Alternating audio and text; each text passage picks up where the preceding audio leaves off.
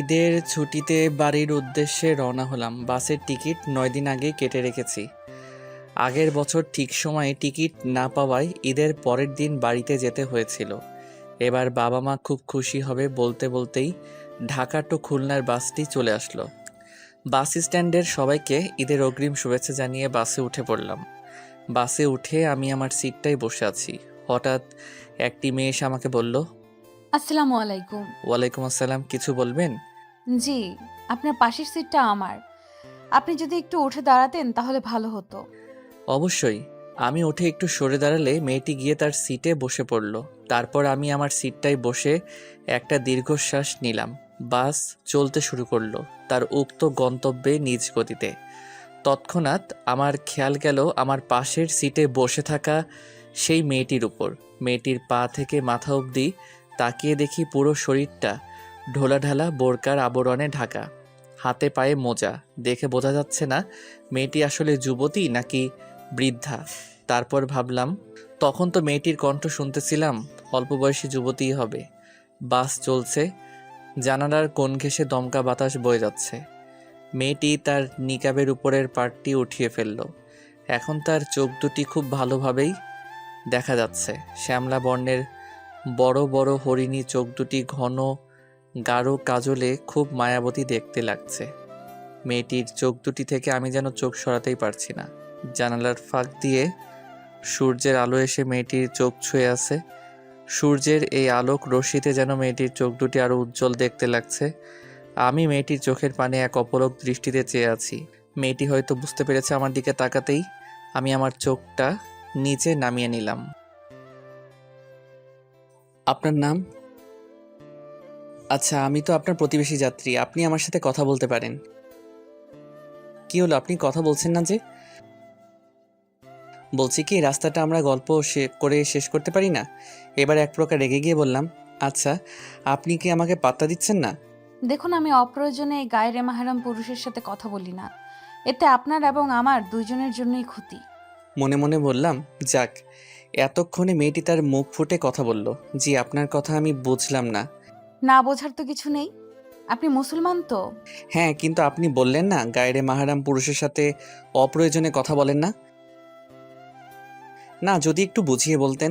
তাহলে শুনুন, মাহরাম কি, মাহরাম কারা, গায়রে মাহরাম কি ও কারা। মাহরাম কি? যে সকল পুরুষের সামনে নারীর দেখা দেওয়া, কথা বলা জায়েজ এবং যাদের সাথে বিবাহ বন্ধন সম্পূর্ণ হারাম, তাদেরকে শরীয়তের পরিভাষায় মাহরাম বলে। মাহরাম কারা? সূরা নূরের ৩১ নং আয়াতে আল্লাহ তাআলা নারীর মাহরাম নির্ধারিত করে দিয়েছেন। পূর্ণ আয়াতটি হলো, আর মুসলিম নারীদেরকে বলে দিন তারা যেন তাদের দৃষ্টিকে সংযত রাখে এবং তাদের লজ্জাস্থানের হেফাজত করে, আর যা সাধারণত প্রকাশ পায় তা ছাড়া তাদের সৌন্দর্য তারা প্রকাশ না করে। তারা যেন তাদের ওড়না দিয়ে বক্ষ দেশকে আবৃত করে রাখে।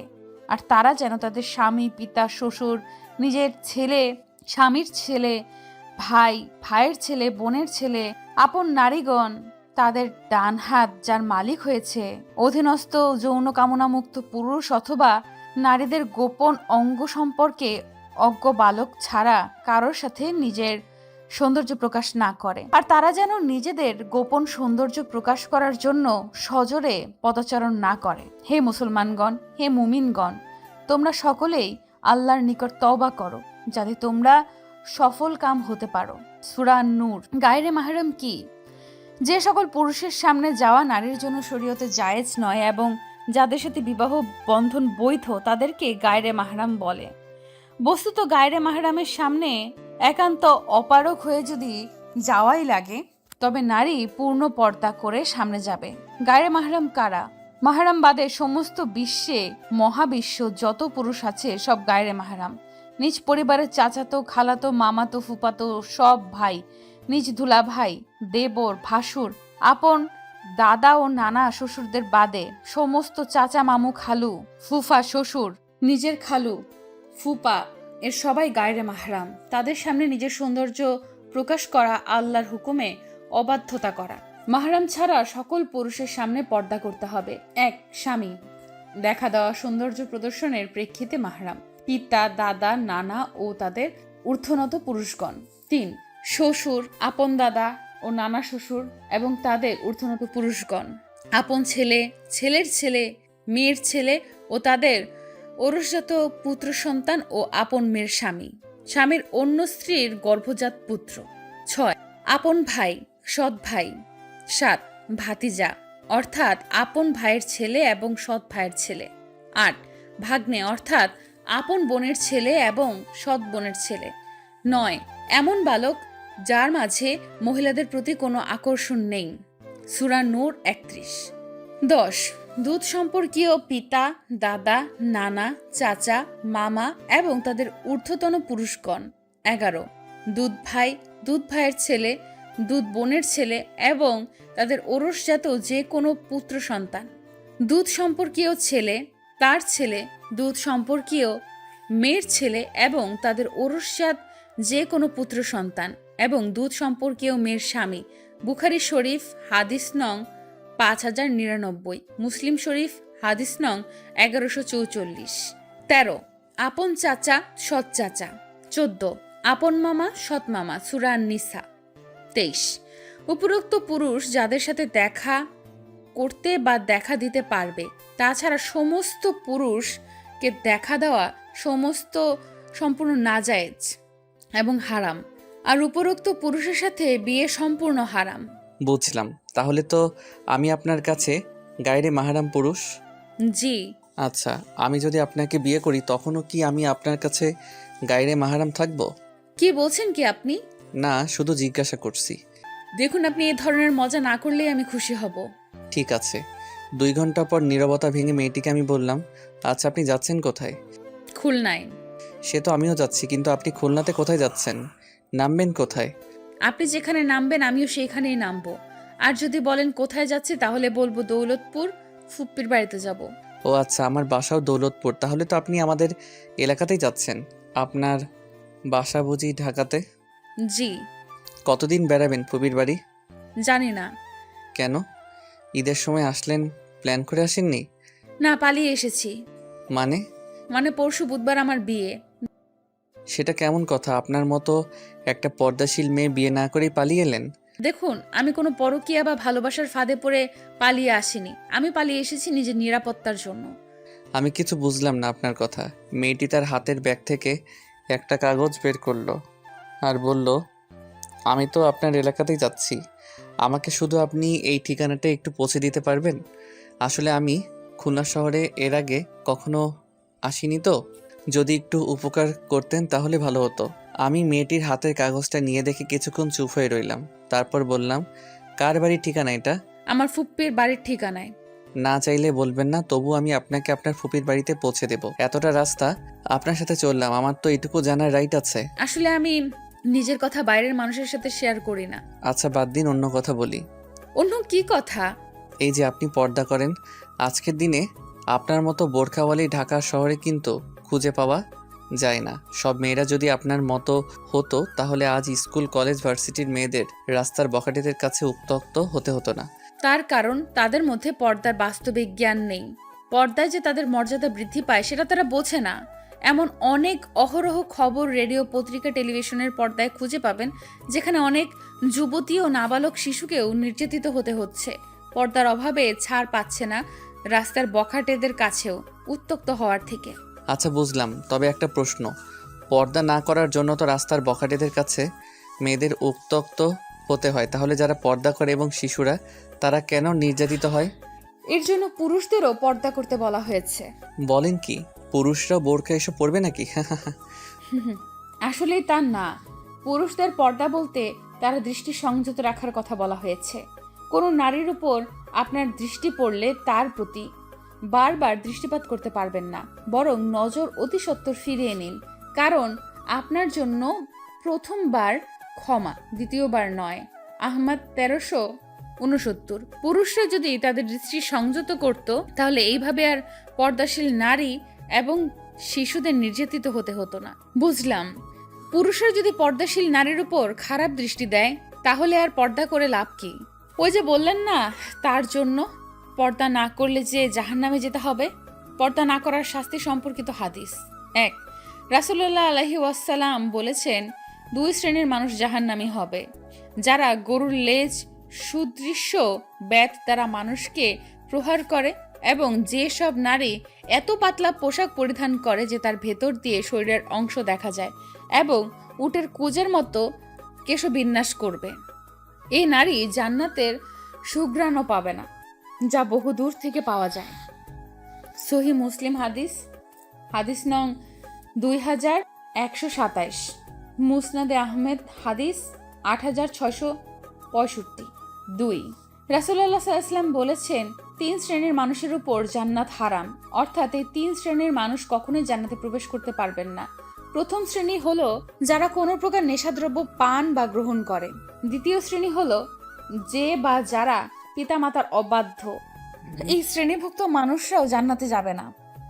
তৃতীয় হলো দায়ুস, ওই দায়ুস ব্যক্তি যে তার পরিবারে পর্দা প্রথা চালু রাখেনি, পরিবারের সদস্যদের মাঝে বেপর্দা ছিল, বেহায়াপনা ছিল, কিন্তু সে বাধা প্রদান করেনি। পরিবারের কর্তা হিসেবে বেপর্দা বেহায়াপনা বন্ধ না করার জন্য এই শাস্তি পাবে সে। মুসনাদে আহমেদ 2/69। তৃতীয়ত, আর সুগন্ধি আকর্ষণের এমন একটি মাধ্যম যা দৃষ্টি অনবত ব্যক্তিকেও আকৃষ্ট করে। সুতরাং এই বিষয়ে কতটা সতর্ক থাকা দরকার তা নিজেরাই ভেবে দেখি। হাদিস শরীফে এসেছে প্রত্যেক চোখ জিনা করে, আর কোনো নারী যদি সুগন্ধি ব্যবহার করে কোনো মজলিসের পাশ দিয়ে যায় তাহলে সেও নজরের জিনা বা সরাসরি জিনার প্রতি প্রলম্বিতকারী হিসেবে গণ্য হবে। জামিয়া তিরমিজি হাদিস নং 2786। রাসূল সাল্লাল্লাহু আলাইহি ওয়াসাল্লাম বলেছেন, কোনো পুরুষ কোনো নারীর সাথে নির্জনে মিলিত হলে নিঃসন্দেহে তাদের তৃতীয়জন হয় শয়তান, অর্থাৎ তখন শয়তান তাদের মনে কুমন্ত্রণা দেয়। জামি তিরমিজি হাদিস নাম্বার 1171। 5, রাসূল সাল্লাল্লাহু আলাইহি ওয়াসাল্লাম ইরশাদ করেন, খবরদার তোমরা বেগানা স্ত্রী লোকের ঘরে প্রবেশ করো না। জনৈক সাহাবী জিজ্ঞেস করেন, ইয়া রাসূলুল্লাহ, স্বামীর ভাইদের, ভাসুর, দেবর, বেয়াই ইত্যাদি সম্পর্কে কি নির্দেশ? রাসূল সাল্লাল্লাহু আলাইহি ওয়াসাল্লাম ইরশাদ করেন, তারা তো স্ত্রীর জন্য মৃত্যুতুল্য, অর্থাৎ মহাবিপদ তুল্য। তিরমিজি 1/220। 6, উম্মুল মুমিনিন উম্মে সালামা রাদিয়াল্লাহু তাআলা আনহু বর্ণনা করেন, আমি এবং আমার মাইমুনা রাদিয়াল্লাহু তাআলা আনহু রাসূল সাল্লাল্লাহু আলাইহি ওয়াসাল্লামের কাছে উপস্থিত ছিলাম। এমন সময় অন্তঃ সাহাবী ইবনে উম্মে মাকতুম রাদিয়াল্লাহু তাআলা আনহু সেখানে আসতে লাগলেন। তখন রাসূল সাল্লাল্লাহু আলাইহি ওয়াসাল্লাম বলেন, তোমরা তার থেকে পর্দা করো, আড়ালে চলে যাও। আমি বললাম, ইয়া রাসূলুল্লাহ, তিনি তো অন্ধ, তিনি তো আমাদের দেখতে পাচ্ছেন না। তখন রাসূল সাল্লাল্লাহু আলাইহি ওয়াসাল্লাম বলেন, তোমরাও কি অন্ধ? তোমরা কি তাকে দেখতে পাচ্ছ না? আবু দাউদ 2/568। 7, রাসূল সাল্লাল্লাহু আলাইহি ওয়াসাল্লাম বলেন, নারী হলো গোপনীয় সত্তা। যখন সে ঘর থেকে বের হয় তখন শয়তান তার দিকে দৃষ্টি উঁচু করে তাকাতে থাকে। তিরমিজি 1/222। 8, রাসূল সাল্লাল্লাহু আলাইহি ওয়াসাল্লাম বলেন, আমার পরে নারী ফিতনা, পরীক্ষা, পুরুষদের সবচেয়ে বেশি ক্ষতিগ্রস্ত করবে। বুখারী ও মুসলিম। 9, ব্রুপ্লাক করা ও পরচুলা পরা হারাম। বর্তমান সময়ের ফ্যাশন সচেতন বোনরা অনেকেই ব্রুপ্লাক করে থাকে এবং নানা রঙের নানা ধরনের পরচুলা ব্যবহার করে থাকে, অথচ যারা এমন করে রাসূল সাল্লাল্লাহু আলাইহি ওয়াসাল্লাম তাদেরকে অভিশাপ দিয়েছেন। কাজেই তাদেরকে আল্লাহর ভয়ে এই ধরনের গর্হিত কাজ থেকে বিরত থাকা উচিত। আব্দুল ইবনে মাসুদ রাদিয়াল্লাহু তাআলা আনহু কর্তৃক বর্ণিত, তিনি বলেন, আল্লাহর অভিশাপ হোক সেই সব নারীদের উপর যারা দেহাঙ্গে উল্কি উৎকীর্ণ করে এবং যারা করায়, এবং সেই সবের উপর যারা ভ্রু চেঁচে সরু প্লাক করে, যারা সৌন্দর্য মানসে দাঁতের মধ্যে ফাঁক সৃষ্টি করে, যারা আল্লাহর সৃষ্টির মধ্যে পরিবর্তন আনে। জনৈক মহিলা এ ব্যাপারে তার ইবনে মাসুদের প্রতিবাদ করলে তিনি বলেন, আমি কি তাকে অভিশপ্ত করব না যাকে রাসূল সাল্লাল্লাহু আলাইহি ওয়াসাল্লাম অভিশপ্ততা করেছেন এবং তা আল্লাহর কিতাবে আছে? আল্লাহ বলেছেন, রাসূল যে বিধান তোমাদেরকে দিয়েছেন তা গ্রহণ করো, আর যা থেকে নিষেধ করেছেন তা থেকে বিরত থাকো। সূরা হাসর 7। ইবনে উমার রাদিয়াল্লাহু তাআলা আনহু থেকে বর্ণিত, রাসূল সাল্লাল্লাহু আলাইহি ওয়াসাল্লাম যে মহিলা পরচুলা লাগিয়ে দেয় এবং যে পরচুলা লাগাতে বলে, আর যে মহিলা অঙ্গ প্রত্যঙ্গে উল্কি উৎকীর্ণ করে ও উল্কি উৎকীর্ণ করতে বলে, তাদেরকে অভিশাপ করেছেন। সহিহ বুখারীর 5507 থেকে 5224 নং হাদিস দেখুন। রাসূল সাল্লাল্লাহু আলাইহি ওয়াসাল্লাম বলেছেন, নারীরা হচ্ছে চাদর। যদি সে গৃহের বাইরে যায় তবে শয়তান খুশি হয় তাকে বিভ্রান্ত করতে পারবে বলে। সে নারী আল্লাহর নৈকট্য লাভ করতে পারে না যতটা সে গৃহে থেকে করতে পারত। ইবনে হিব্বান ও ইবনে আবি খুজাইমাহ আলবানী এটাকে সহি বলেছেন। সিলসিলা আস সহিহাহ 2688। এবং তিনি রাসূল সাল্লাল্লাহু আলাইহি ওয়াসাল্লাম নারীদের মসজিদে সালাত আদায়ের ব্যাপারে উদ্বিগ্ন হয়ে বলেছিলেন, তাদের গৃহই তাদের জন্য উত্তম। আবু দাউদ 567। রাসূল সাল্লাল্লাহু আলাইহি ওয়াসাল্লাম বলেছেন, আমি পুরুষের জন্য নারীর চেয়ে বড় আর কোনো ফিতনা রেখে যাচ্ছি না। আর বনি ইসরায়েলের প্রথম ফিতনাই ছিল নারী সংক্রান্ত। সুতরাং লোকেদের উচিত তাদের পরিবারকে ফিতনা ও ফিতনার উপকরণ থেকে দূরে রাখা। ফাতেহায়ে আল মারাহ আল মুসলিমা 2/981। 12। আবু হুরায়রা রাদিয়াল্লাহু তাআলা আনহু হতে বর্ণিত, রাসূল সাল্লাল্লাহু আলাইহি ওয়াসাল্লাম বলেছেন, মহান আল্লাহ ও শেষ দিবসের প্রতি যে নারী ঈমান রাখে তার মাহরামের সঙ্গ ছাড়া একাকী এক দিন এক রাত দূরত্ব সফর করা বৈধ নয়। সহিহ বুখারী 1088, সহিহ মুসলিম 1339। সব বুঝলাম, কিন্তু এই যে আপনি মাহরামের সঙ্গ ছাড়া একাকী সফরে বের হয়েছেন, তাহলে তো এটাও বৈধ নয়। এটা তাহলে হারাম, যা ইসলাম আপনাকে অনুমতি দেয় না। কিছুক্ষণ চুপ থেকে, কারণ আমি পরিস্থিতির শিকার, আর তাছাড়াও তীব্র প্রয়োজন হারামকে হালাল করে দেয়। কাওয়ায়েদুল ফিকহ কায়দা নং 171। আর আমার বিশ্বাস আল্লাহ আমার অবস্থা বুঝবে এবং ইনশাল্লাহ আমাকে ক্ষমা করবে। লঞ্চ ঘাট পার হয়ে আমরা গিয়ে বাসে উঠলাম। এর মধ্যে আমাদের মাঝে আর তেমন কোনো কথা হয়নি।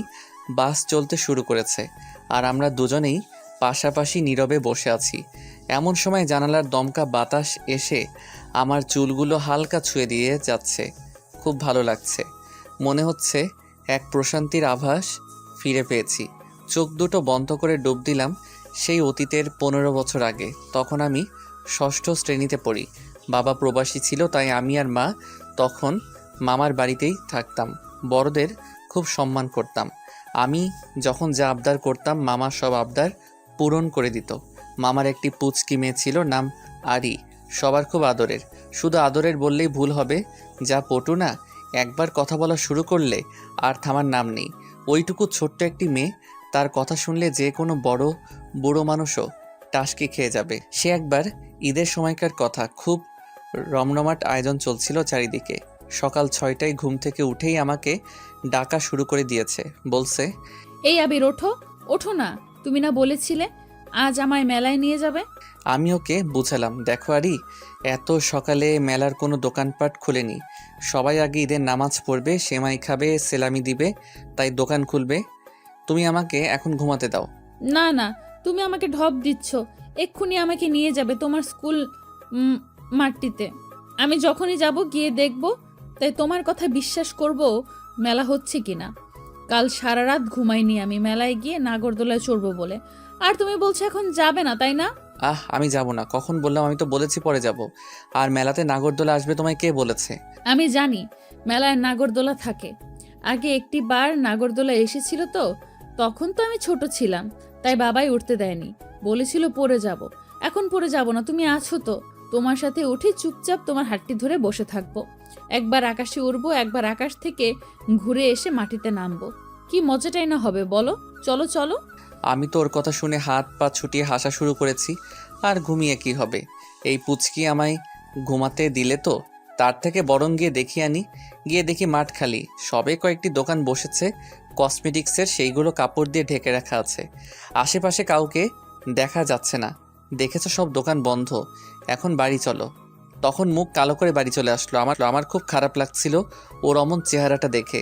জানুয়ারিতে আরিকে স্কুলে ভর্তি করা হলো। রোজ একসাথে স্কুলে যেতাম।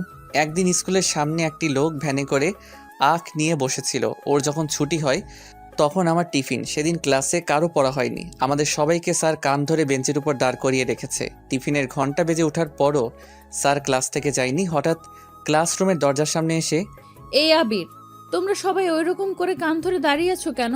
এটা আবার কেমন পিটি করছো তোমরা সবাই? এ কি আরি, দেখছো না স্যার ক্লাসে আছে, এখন এখান থেকে যাও। যাব, তার আগে আমাকে 5 টাকা ধার দাও তো, আমি আখ খাবো। বাড়িতে গিয়ে বাবাইকে বলে তোমার টাকাটা আমি দিয়ে দেব। সবাই হাসছে ওর কথা শুনে, স্যারও কিছু বলেনি, পুচকি মেয়ে বলে কথা। আমার কাছ থেকে টাকাটা নিয়ে স্যার ওকে দিয়ে দিলে ও দৌড়ে চলে গেল। এরকম আরও অনেক স্মৃতি আছে যেগুলো মন থেকে মুছে যাবার নয়। জীবনে যেমন আনন্দের সময় আসে তেমন কষ্টের সময়ও আসে। হঠাৎ একদিন মামার ট্রাক অ্যাক্সিডেন্টে মৃত্যু হয়।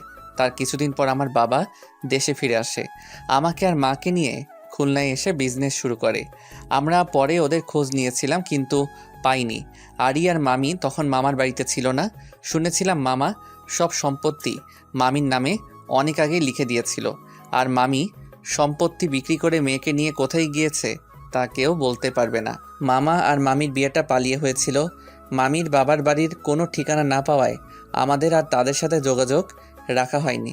তবে আমরা অনেক খুঁজেছি, যারা মামির কাছ থেকে সম্পত্তি কিনেছিল তাদেরকে অনেক অনুরোধ করে আমাদের খুলনার বাড়ির ঠিকানাটা বাবা মা দিয়ে এসেছিল।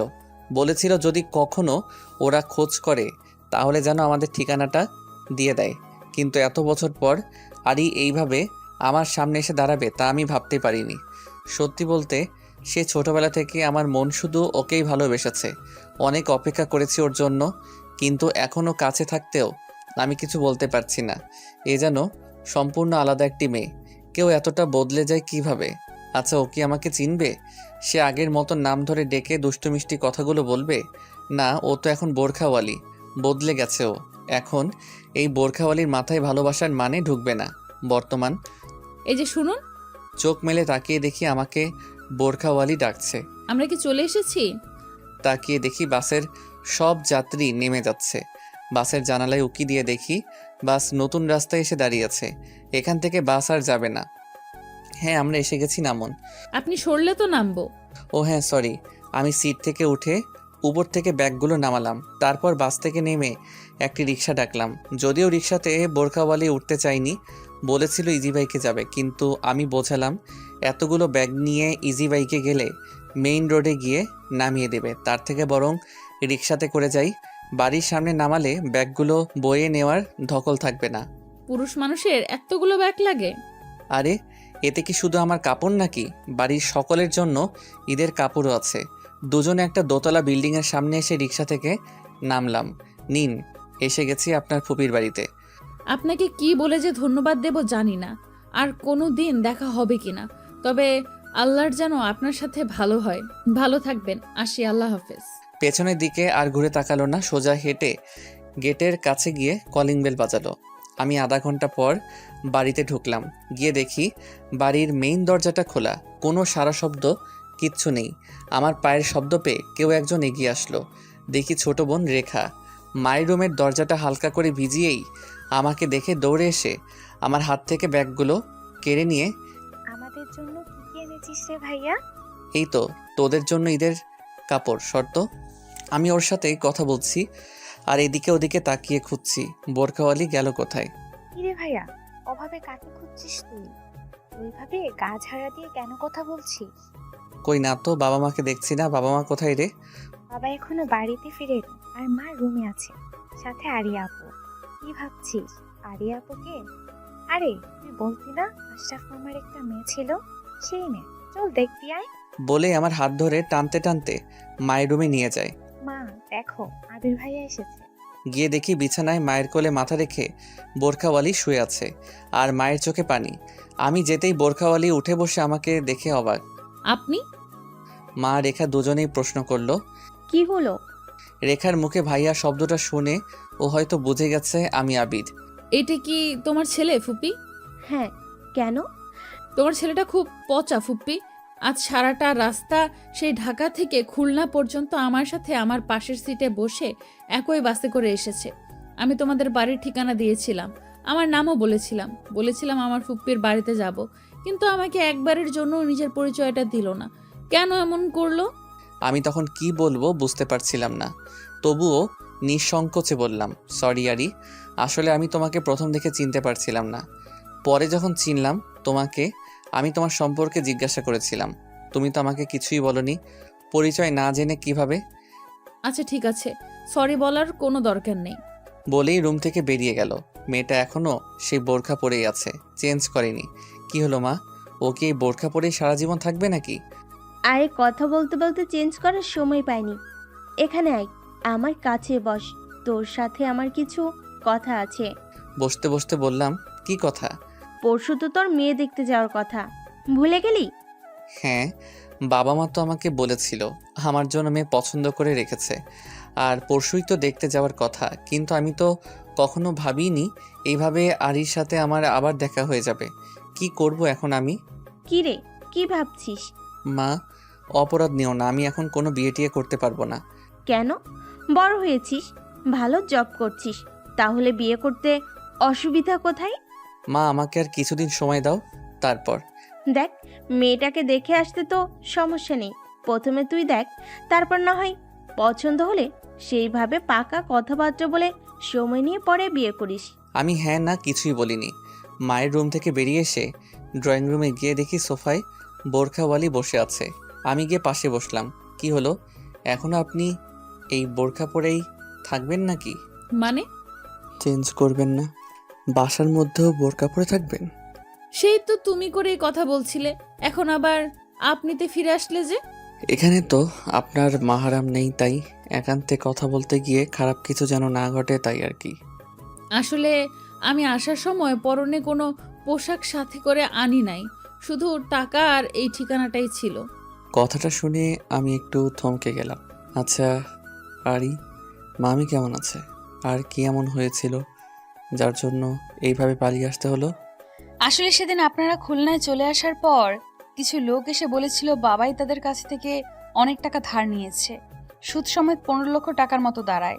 মা সেই সময় কোনো উপায় না খুঁজে পেয়ে সবকিছু বিক্রি করে তাদের সব পাওনা মিটিয়ে আমাকে নিয়ে খালার বাসায় যায়। খালা মাকে একটা চাকরি জোগাড় করে দেয়, আর সেইখানে মা চাকরি করে আমাকে নিয়ে খালার সংসারেই ভালোভাবে এত বছর ছিল। 2 বছর আগে মা ইন্তেকাল করেন। তারপর খালা আমাকে আর পড়াশোনা করাতে চাননি। কিছুদিন আগে খালা আমার বিয়ে ঠিক করে এক বিশাল ধনী লোকের সাথে, যারা খুব মডার্ন।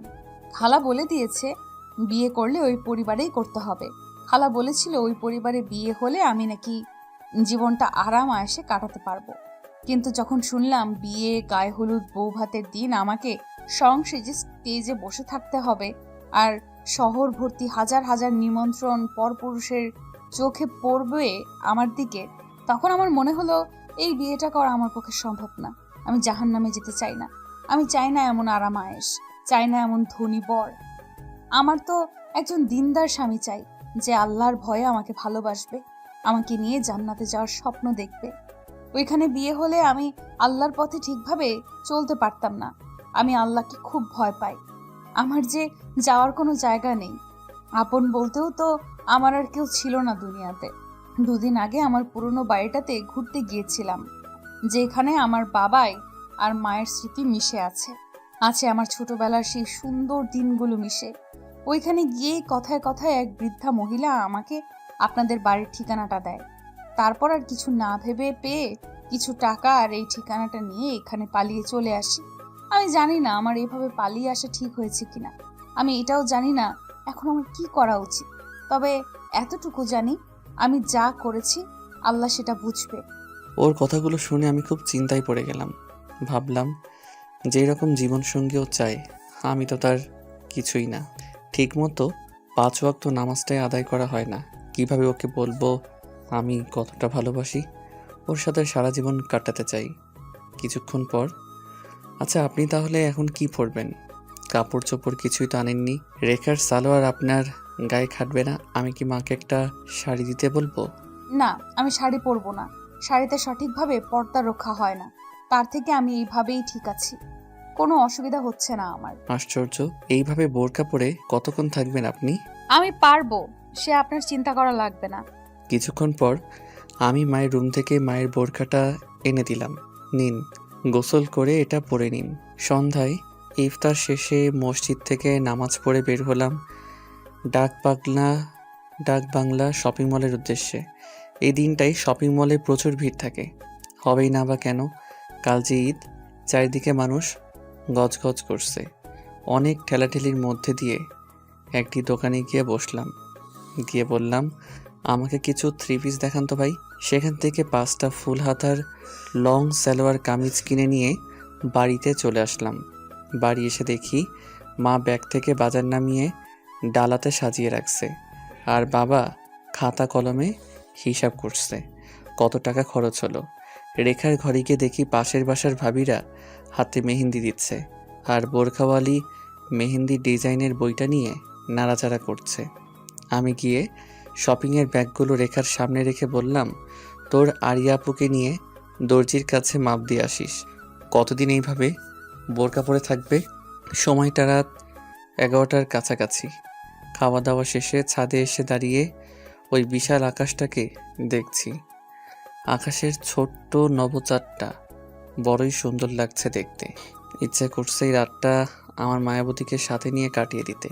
আজ কেন জানি না ওর প্রত্যাবর্তন আমাকে আরও বেশি অনুভব করাচ্ছে। ওকে কাছে পেতে খুব ইচ্ছে করছে, কিন্তু সাহস হচ্ছে না কিছুতেই ওকে বলতে কতটা ভালোবাসি। ও যদি না বলে দেয়।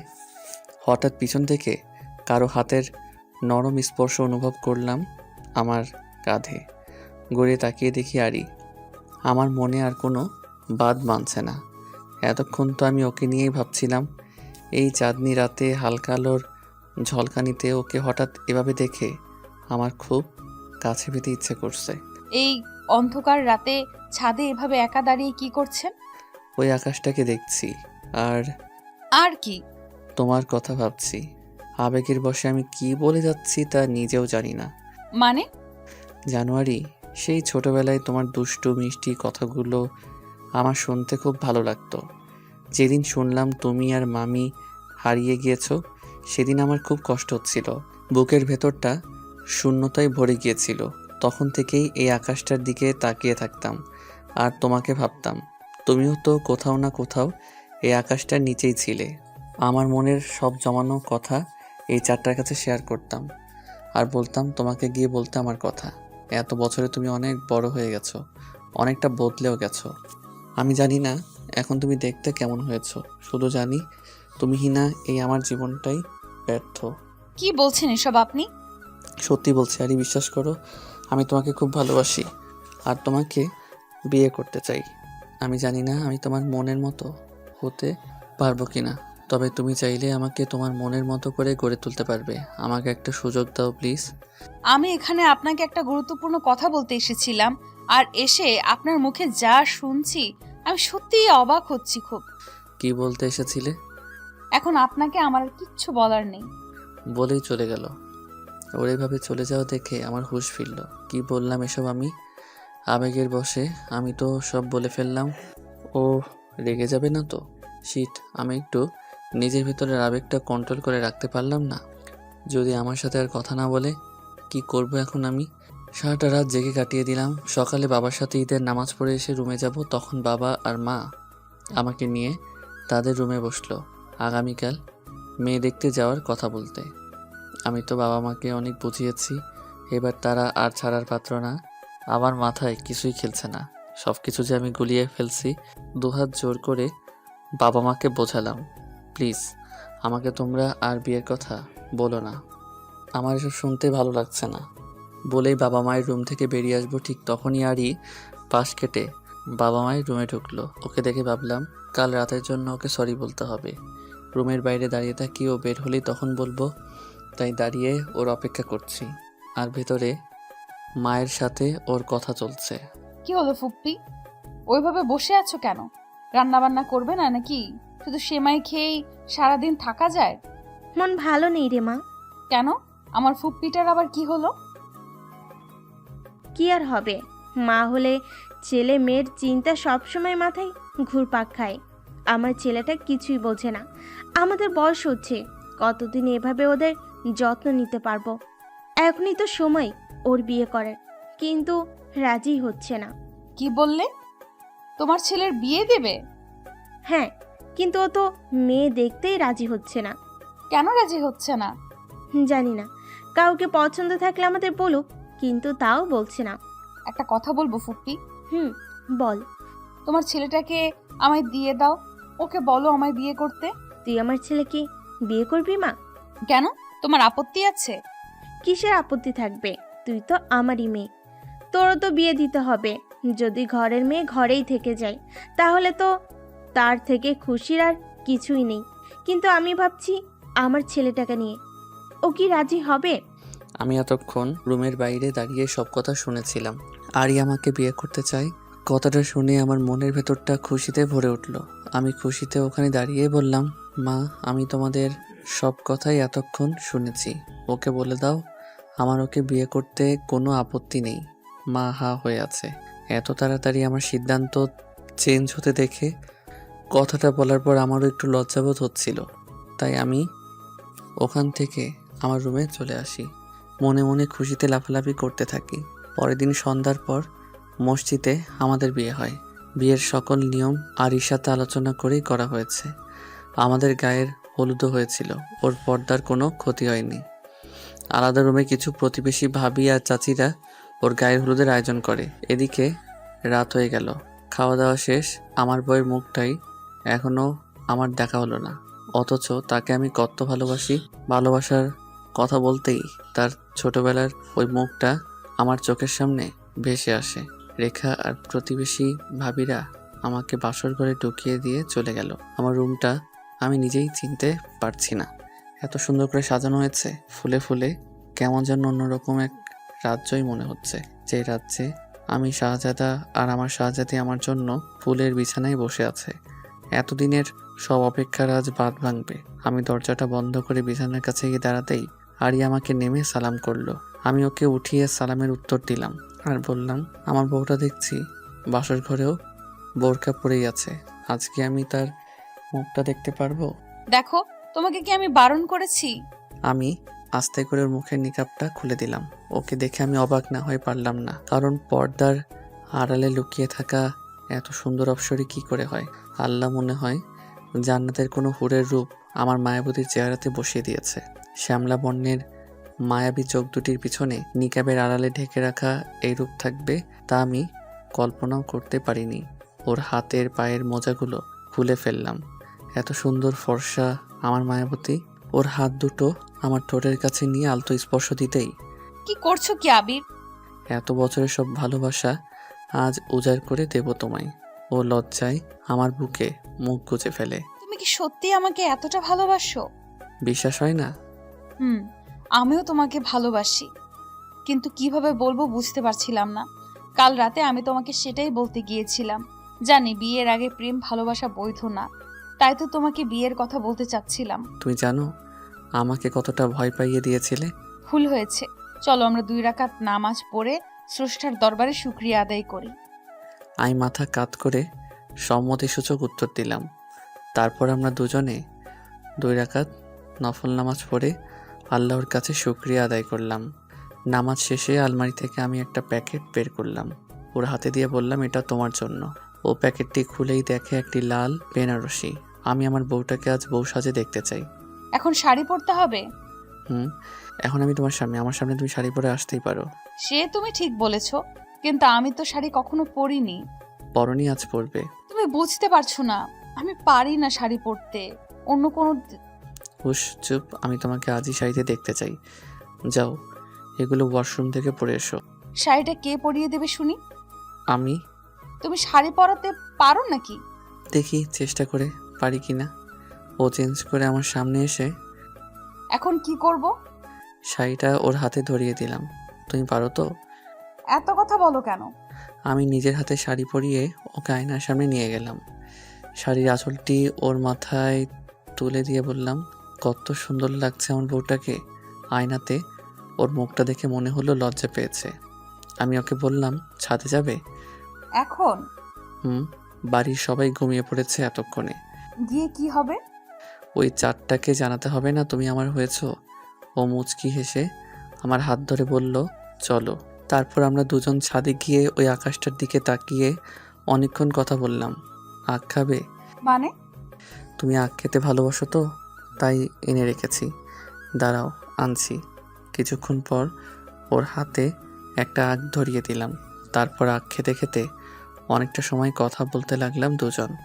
ও বলল, আমার এখন খুব ঘুম পাচ্ছে আবির। আমি ওকে তখন কোলে তুলে নিয়ে রুমে চলে গেলাম। তারপর দরজাটা বন্ধ করে নিজেকে ওর মাঝে বিলিয়ে দিলাম। এত বছর যত অপেক্ষার সব অবসান ঘটলো, আর আমার ভালোবাসা পেল পূর্ণতা। 2 দিন পরে আমরা বাড়ির সবাই মিলে আবিরের খালার বাসায় গেলাম। ওর খালা প্রথমে একটু রেগেছিল ওর ওভাবে পালিয়ে যাওয়ার। ওনাকে অনেক অনেক অপদস্থ হতে হয়েছিল পাড়া প্রতিবেশীদের কাছ থেকে, কিন্তু বাবা মা অনেক বোঝানোর পর উনি আমাদের মেনে নিয়েছে, আর বিবাহিত জীবনের জন্য অনেক দোয়াও করেছে। বাবা মা আর রেখা চলে আসার পর অফিসের পাশে একটা ফ্ল্যাট ভাড়া নিয়ে সেখানে আমরা দুজন খুব সুন্দরভাবে নিজেদের ছোট্ট একটি সংসার গুছিয়ে ফেলি। খুব অল্প সময় আমাকে আরই নিজের মনের মতো করে গড়ে তোলে। ওর সাথে থাকতে থাকতে 5 ওয়াক্ত নামাজ পড়তেও অভ্যস্ত হয়ে গেছি। কোনো ওয়াক্ত নামাজ মিস হলে কাজা না পড়া অবধি বউ আমায় খেতে দেয় না। আমাকে বলে দাড়ি রাখলে নাকি আমাকে দেখতে খুব সুন্দর লাগবে। কি আর করার, বউকে খুশি করতে আমি দাড়ি রাখতেও শুরু করলাম। বিয়ের 6 মাস পর একদিন আমি অফিসে থাকা অবস্থায় ফোন দিয়ে খুশির সংবাদ দেই আমি বাবা হতে চলেছি। আমার ইচ্ছা হচ্ছিল তখনই আমার বউটার কাছে ছুটেই চলে যাই। রাতে বাড়ি ফিরে ওকে কোলে তুলে ছাদে নিয়ে যাই, আর সেখানেই বাবুটা আসার পর কি করব দুজন আলোচনা করতে করতেই রাতটা কাটিয়ে দেই। মাকে খুশির সংবাদটা দিলাম, মাও খুশিতে আর থাকতে পারল না। 2 দিন পরই মা এসে আরিকে খুলনায় নিয়ে যায়। এই সময় তো মেয়েদের অনেক যত্নের প্রয়োজন। আমি থাকি সারাদিন অফিসে, ওর যত্ন ঠিক মতো নিতে পারবো না। তবে দিনের মধ্যে 7-8 বার সময় করে ফোনে খোঁজ নেই। রাতে কথা বলতে বলতে ঘুমিয়ে পড়ি, আর ঘুম ভাঙে ফজরের সময় ওর ফোনে রিংটনের শব্দে। মায়ের সাথে যখনই কথা হয় ও সময় মতো খেলো কি না, নিজের যত্ন নিল কি না, এসব বারবার জানতে চাই বলে মা হয়তো রেগে যায় আমার উপর। কিন্তু কি করব, খুব ভালোবাসি যে ওকে। আজ আমার বিয়ের 1 বছর 5 মাস পূর্ণ হলো, আর আজ আমার একটা ছোট্ট ফুটফুটে মেয়ে হয়েছে। আরিকে সবসময় বলতাম আমার মেয়ে হলে তোমার মতোই বোরকাওয়ালি বানাবো। আজ আমি খুব খুশি। অফিসের থেকে ছুটি নিয়ে রওনা হয়েছি খুলনার উদ্দেশ্যে। 19 বছর পর ডায়েরির পাতাগুলো বুঝিয়ে বুকের সাথে চেপে ধরে অঝোর নয়নে কাঁদতে থাকে আয়াত। আয়াতের কষ্টে দম বন্ধ হয়ে আসছে। বাপি, এত ভালোবাসতে তুমি মাম্মামকে? জানো, মাম্মামও তোমাকে খুব ভালোবাসে। এখনো তোমার এই ডায়েরিটা না জড়িয়ে ধরে রাতে ঘুমোতেই পারে না। আমি অনেক চেষ্টা করেছি, মাম্মাম আমাকে ডায়েরিটা ছুঁতেও দেয়নি। বলেছে অন্যের ডায়েরিতে হাত দেওয়া উচিত নয়। আজ মাম্মামকে লুকিয়ে পড়েছি, তার জন্য তবা। তুমি সত্যিই খুব ভালো বাপি। আজ মনে হচ্ছে এই ডায়েরির প্রতিটা পাতার ভাজে ভাজে আমার বাপি মিশে আছে। জানো বাপি, যখন আমি প্রাইমারিতে পড়তাম তখন স্কুল ছুটি হলে সবার বাবা তাদের নিতে আসতো, আর আমার তখন তোমাকে খুব মনে পড়তো। হাই স্কুলে প্যারেন্টস ডেতে বাবা মাকে নিয়ে টিচার্সরা মিটিং করতো, সবাই তাদের বাবা মাকে সাথে করে আনতো। আমার ওদেরকে বাবার আদর খেতে দেখে তখন খুব মন খারাপ হতো। আজ আমি কলেজ পেরিয়ে ভার্সিটিতে উঠেছি, অনেক বড় হয়ে গেছি, তবুও মাম্মাম বলে আমি নাকি এখনো শিশু। মামনি ভার্সিটির প্রথম দিনে লেট হয়ে যাবে, তাড়াতাড়ি আসো। আয়াতকে ডাকছে তার মা। আসছি মাম্মাম, নিকাবটা বাদলেই হয়ে যায়। মাম্মাম, আমি রেডি। পিছনের থেকে জড়িয়ে ধরে আয়াত তার মাকে বলল, এই তো সোনা মেয়ে আমার, সাবধানে যাবে, আর কারোর সাথে দুষ্টুমি করবে না কিন্তু, একদম লক্ষ্মী মেয়ের মতন থাকবে। আয়াতের মাথায় হাত রেখে বলে, মাম্মাম, আজ আমার বাপিকে খুব মনে পড়ছে। আমাকে একটাবার বাবির ছবি দেখাবে? কথাটা শুনে আরিয়ার বুকের ভেতরটা ব্যথায় চিনচিন করে ওঠে। ও চায় না আয়াত তার বাবার সত্যিটা জানুক। তোমার বাপি বেঁচে নেই, তুমি জানো তো। মৃত ব্যক্তির ছবি দেখতে হয় না, তাই তোমার বাপিরও কোনো ছবি আমি রাখিনি বলে বোঝায় আয়াতকে। সরি মাম্মাম, তোমাকে বাপির কথা মনে করিয়ে খুব কষ্ট দিয়ে ফেললাম। এই প্রমিস, আর কখনো এমনটা করব না। দাদু ভাই, কতক্ষণ বাইরে দাঁড়িয়ে থাকবো? তাড়াতাড়ি এসো, তোমাকে ভার্সিটি ছেড়ে দিয়ে যে আমাকে ফ্যাক্টরি যেতে হবে। আয়াতের দাদু বলল, হ্যাঁ হ্যাঁ, যাবে দাদু ভাই। তোমার দাদু সেই কতক্ষণ হলো রিক্সা নিয়ে দাঁড়িয়ে আছে বাইরে। আয়াতের দাদি কথাটি বলে আয়াতকে সাথে নিয়ে এগিয়ে যেতে গেল। আয়াত চলে যাওয়ার পরই আরিয়া দৌড়ে নিজের ঘরে গিয়ে দরজাটা বন্ধ করে দেয়, আর আবিরের ডায়েরিটা নিজের বাহুতে চেপে ধরে চিৎকার করে কাঁদতে থাকে। আমরা রাখিনি কেন আবির? তুমি কেন এমনটা করলে আমার সাথে? আজ আমি চাইলেও তোমার মেয়েকে সত্যিটা বলতে পারছি না। আমি চাই না তোমার মেয়ে তোমাকে ঘৃণা করুক। হোক না তোমার ডায়েরির প্রত্যেকটা আবেগ মিথ্যা, তবুও আমি তো শুধু তোমায় ভালোবেসেছি, আর তোমার এই ডায়েরির আবেগ মাখা শব্দ চয়নগুলো বিশ্বাস করতে চেয়েছি। তুমি খুব ভালো থাকো, তুমি সুখী থাকলেই যে আমি সুখী। রিকশার বুট ফেলে দীর্ঘ একটা শ্বাস নিয়ে, জানো দাদু, রিকশায় ওঠার মজাটাই আলাদা। প্রকৃতির ঠান্ডা স্নিগ্ধ বাতাস আর একটা শান্তির তৃপ্তি প্রশ্বাস যা তুমি ওসব দামি গাড়িতে খুঁজে পাবে না। ঠিক বলেছো দাদু ভাই, তুমি না হলে আমি এসব জানতেই পারতাম না। তোমার দাদি তো কখনো এসব বুঝতে চায় না, তার কাছে সব বুড়ো বয়সে হ্যাংলামোপনা। তুমি আছো বলেই না এত কিছু উপলব্ধি করি। দাদি, আর তুমি এত ঝগড়া কেন করো বলো তো? ওটা ঝগড়া না তো দাদু ভাই, ওটা তো আমাদের টুনাটুনির ভালোবাসা। সে তুমি চাই বলো, দাদির থেকে কিন্তু আমি বেশি স্মার্ট। রিক্সা এসে ভার্সিটির সামনে দাঁড়ালো।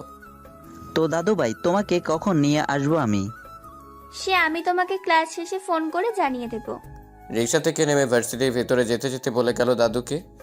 আয়াত ভার্সিটির ভেতরে ঢুকেই দু একজনের কাছে ক্লাস কোথায় জিজ্ঞেস করে যেই ক্লাসে ঢুকতে যাবে, দূর থেকে খেয়াল করলো সিনিয়ররা জুনিয়রদের সাথে র্যাগিং করছে।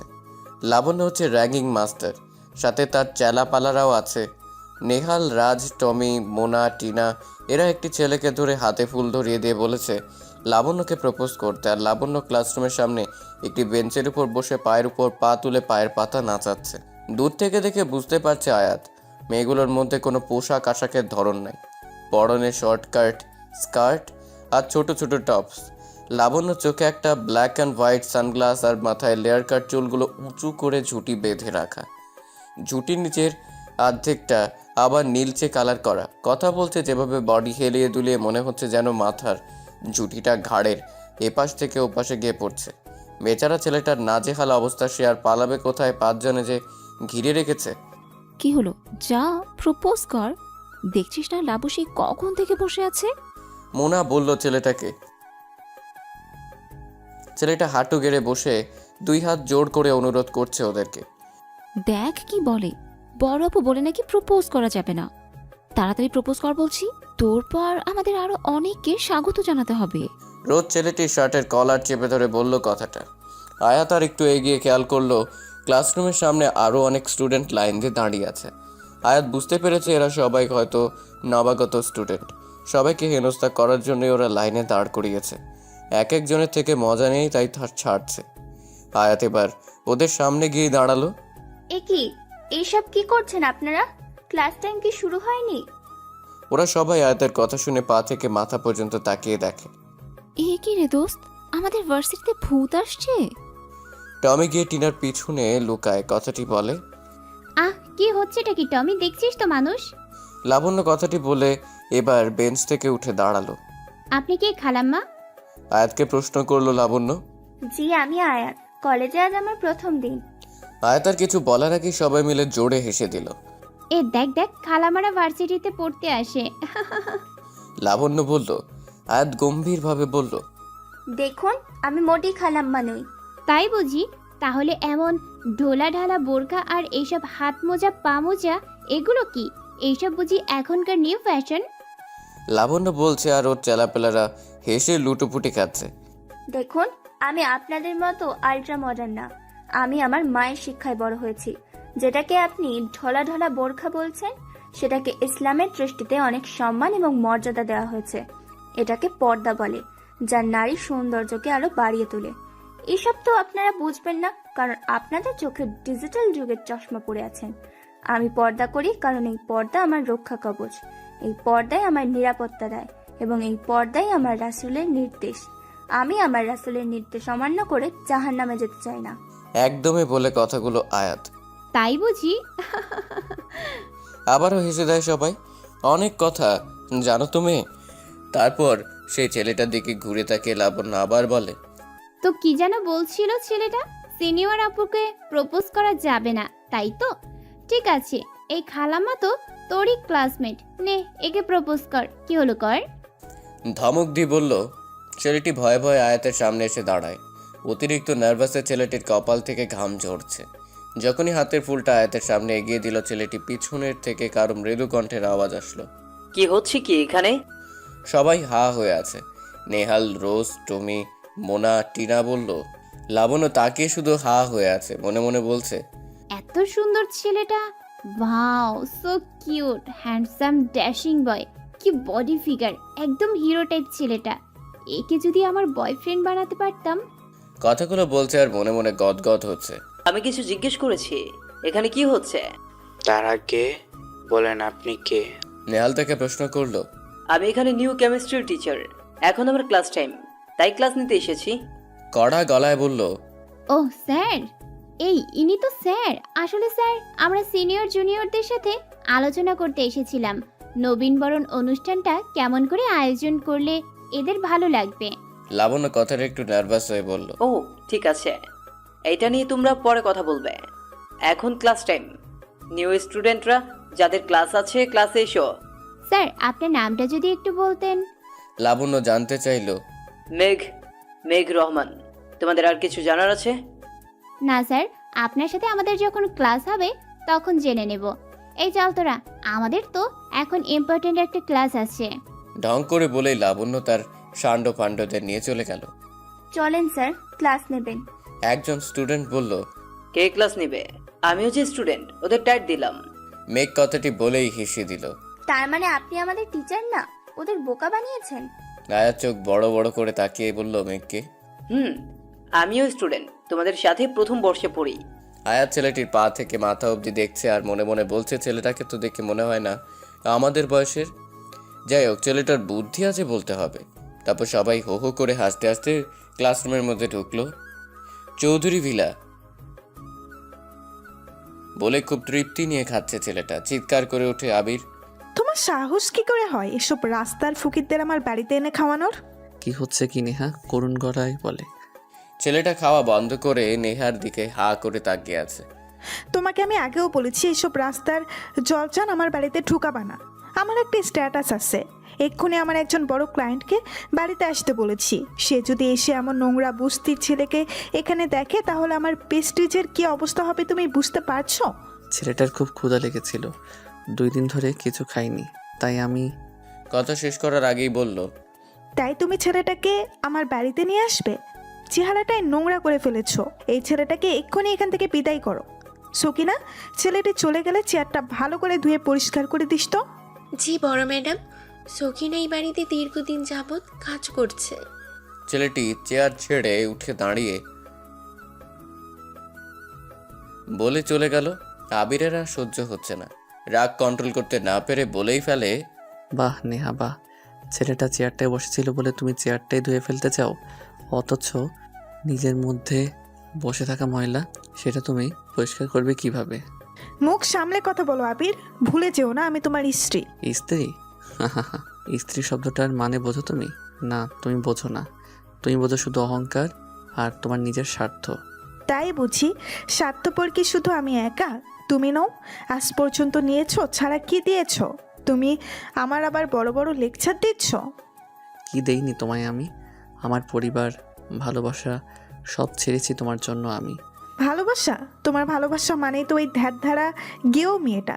কি পেয়েছিলে মেয়েটার থেকে তুমি বলো তো? আমাকে দেখো, আজ তুমি যা তার সবই আমি তোমাকে দিয়েছি। তোমার টাকা, গাড়ি, বাড়ি, সম্পদ, ঐতিহ্য সব আমার টাকাই কেনা। ভুলে যেও না মিস্টার আবির খান, ও সরি আবির চৌধুরী। তোমার নামের সাথে যেই পদবিটা এখন ব্যবহার করো ওটাও কিন্তু আমারই দেওয়া। ব্যাস, অনেক বলেছো তুমি। কোনো কিছু লোভই আমার নেই। আর কাকে তুমি গেও মেয়ে বলছো? আমি তো আমার আগের জীবনটাতেই ভালো ছিলাম। আজ আমি তোমার সাথে এখানে আছি সেটা শুধুই লাবণ্যর জন্য। সেই দিনটা তোমার মনে আছে নেহা? তোমার জন্মদিনের পার্টিতে শরবতের সাথে আমাকে তুমি ঘুমের ওষুধ মিশিয়ে দিয়েছিলে। আমাকে পাওয়ার জেদে তুমি আমার সাথে যেই নোংরা খেলাটা খেলেছিলে সেদিন রাতে, তোমার সেই রাতের নোংরা খেলার ফসল আমাদের মেয়ে লাবণ্য। আমি তো কিছুই জানতাম না। আমি আমার আর আরি, যাকে আমি ভালোবেসে বিয়ে করেছিলাম, তাকে আর আমাদের সন্তানকে দেখতে গিয়েছিলাম। কিন্তু তুমি আমার আগে সেখানে পৌঁছে গিয়েছিলে 1 বছর বয়সের লাবণ্যকে নিয়ে। আমি তোমাকে বিয়ে করতে চাইনি। আরি বলেছে ইসলামে দ্বিতীয় বিয়ে জায়েজ আছে। আমি তোমায় বিয়ে না করলে লাবণ্য হবে সমাজের অবৈধ সন্তান। তার কথাই আমি তোমায় বিয়ে করেছি। আর তুমি বিয়ের পর নানানভাবে লাবণ্যকে মেরে ফেলার হুমকি দিয়ে আমার পরিবারের কাছ থেকে আমাকে আলাদা করেছো। আমাকে বাধ্য করেছো আমার পরিবারের কাছে ঘৃণার পাত্র হতে। আমি কোনো নোংরা খেলা খেলিনি আবির। আমি তোমাকে ভালোবেসেছিলাম। তোমার অফিসের বস ছিলাম আমি। আমার রূপ সৌন্দর্য সবতেই আমি তোমায় ধরে রাখতে চেয়েছি, কিন্তু তুমি কখনো আমাকে পাত্তা দাওনি। আমি তোমায় আরও আগে পেতাম, কিন্তু যখন বাবার অসুস্থতার জন্য লন্ডনে গিয়ে ভিসার সমস্যায় আটকে পড়ি, আমি নিশ্চিত ছিলাম নেক্সট 5 বছরে আমার অফিস তুমি ছাড়বে না, কারণ তোমার কন্ট্যাক্ট পেপারে সিগনেচার করা ছিল। যদি তুমি জব ছাড়ার চেষ্টাও করো তাহলে তোমার জেল হতে পারে। আমি লন্ডনেই তোমার সন্তানকে ভূমিষ্ঠ করি। যখনই ফিরে আসি শুনি তোমার বিয়ে হয়ে গেছে, একটা মেয়েও হয়েছে। তখন আমার খুব কষ্ট হয়, আর তাই তোমাকে নিজের করে নিই। কে চায় সতীনের ঘর করতে? তাছাড়া আমার তো কোনো কিছুর অভাব নেই, তাহলে কেন আমি আমার স্বামীর ভাগ অন্য কারোর সাথে শেয়ার করব? এর জন্য আমি তোমাকে তোমার সব মায়াচাল থেকে দূরে সরিয়ে এনেছি, কিন্তু তার বিনিময়ে তোমাকেও আমি অনেক কিছু দিয়েছি। কিচ্ছু দাওনি তুমি আমায়। তুমি শুধুই আমাকে চেয়েছো, কিন্তু কখনো ভালোবাসতে পারোনি। তুমি তোমার জেদ আর অহংকারে অনেকগুলো জীবনকে নষ্ট করে ফেলেছো, এমনকি নিজের মেয়েটাকেও বিগড়ে দিয়েছো। লাবণ্য বাড়িতে ঢুকছে, হঠাৎই দরজার কাছ থেকে আবিরের শেষের কথাটি শুনে ফেলে। ও ড্যাড, তুমি মমের সাথে কিভাবে কথা বলছো? চিৎকার দিয়ে বলে, দেখ না লাবু, তখন থেকে তোর ড্যাড আমার সাথে কি খারাপ ব্যবহারটাই না করছে। বলছে আমি নাকি তোকে বিগড়ে দিয়েছি। কাঁদো কাঁদো কণ্ঠে বলছে নেহা। তোমার এসব নাটক বন্ধ করো নেহা। এই নাটকগুলো করেই তুমি আমার চোখে এত নিচে নেমে যাচ্ছ। দেখো ড্যাড, আমার মমের সাথে তুমি এমনভাবে কথা বলতে পারো না। আর মম, আমার 2 লক্ষ টাকা লাগবে, দাও তো। এত টাকা দিয়ে তুমি কি করবে লাবণ্য? কালই তো তোমার মায়ের থেকে 4 লাখ নিলে, তাই আবির কথাটা বলে এর আগে দৃষ্টিতে তাকালো লাবণ্যর দিকে। তুমি চুপ করো। আমার টাকা আমার মেয়ে যেভাবে ইচ্ছে হয় খরচ করবে, যত লাগবে তত নেবে। আমার যা আছে সবই তো ওর। লাবণ্যর মাথায় হাত বুলিয়ে বলছে নেহা। বলে এই বয়সে এত টাকা উড়াবে? কখনো জিজ্ঞাসা করেছো তোমার মেয়ে করে কি এত টাকা নিয়ে? না, আমার জানার কোনো প্রয়োজন নেই। আর একটা কথা তুমি শুনে রাখো, আমার মেয়ের ব্যাপারে নাক গলাতে আসবে না। আবিরের মুখের সামনে আঙ্গুল তুলে নেহা কথাটা বলে। আবির নেহার আঙ্গুলটা নামিয়ে দিয়ে, একদিন বুঝবে তুমি নেহা, তুমি কত বড় ভুল করছো, কিন্তু সেদিন খুব দেরি করে ফেলবে। আর তুমি যদি ভেবে থাকো মেয়েকে দিয়ে আমাকে দুর্বল করতে পেরেছো, তাহলে সেটা ভুল ভাবছো। কারণ তুমি এটা বোঝো না, মেয়েটা তোমার সেই চেষ্টাকে কাজে লাগিয়ে নিজের স্বার্থ পূরণ করে। হাজার হোক তোমারই তো মেয়ে, হয়েছেও তোমার মতন, বলেই চলে যায় ওখান থেকে। ওদিকে আয়াত তার দাদুর সাথে ভার্সিটি থেকে বাড়ি ফিরেছে। মাম্মাম, কোথায় তুমি? খুব ক্ষুধা লাগছে, তাড়াতাড়ি এসো না, কিছু খেতে দাও। দাদু ভাই, ভার্সিটির প্রথম দিনটা তোমার কেমন গেল? আয়াতের দাদি একটু মুচকি এসে আয়াতের পাশে বসে জিজ্ঞাসা করলো। আর বলো না দাদি, আসলে আজ আয়াত আজকে সব ঘটনা খুলে বলল তার দাদিকে। কি বলছো কি দাদু ভাই? তাহলে তো ওরা তোমাদের পিছনে আবার লাগবে। আমি কতবার বলেছি মেয়েটা বড় হয়েছে, বিয়ে দিয়ে দিতে, কিন্তু শুনলো না। এরা লেখাপড়া করাবে, যদি কোনো বিপদ আপদ হয় তাহলে সেই দায়িত্ব কে নেবে? আহা রেহানা, তুমি এত চিন্তা কেন করছো? আমাদের দাদুভাই খুবই বুদ্ধিমতী মেয়ে, তুমি অযথাই চিন্তা করছো। ওর কিছু হবে না। ওসব ছেলে মেয়েদের 3 বেলা মেরে সোজা করতে হয়। বাবার টাকায় আশকারা পেয়ে পেয়ে এমন হয়েছে। এমন ভাবে বলছো যেন তুমি ওদের মারার ক্ষমতা রাখো। একটা কথা শুনে রাখো, আমার দাদু ভাইয়ের যদি কিছু হয় তাহলে তোমার খবর আছে। ঠিক আছে, আমার খবর বানিয়ে তুমি টেলিভিশনের পর্দায় দেখিয়ে দিও। কি বললে তুমি? আয়াত দেখছে দাদা দাদির ঝগড়া। আহ, থামবে তোমরা। আর দাদি, লেখাপড়াটা আমার স্বপ্ন, আমি কি খারাপ ভাবে চলি বলো? আমি যদি আমার ইসলামে উল্লেখিত নির্দেশগুলো না মেনে চলি, লেখাপড়া করি, তাহলে দোষ কোথায়? তুমি অন্য কারোর আচরণের উপর ভিত্তি করে আমাকে কেন লেখাপড়া ছাড়তে বলছো? কিন্তু দাদু ভাই।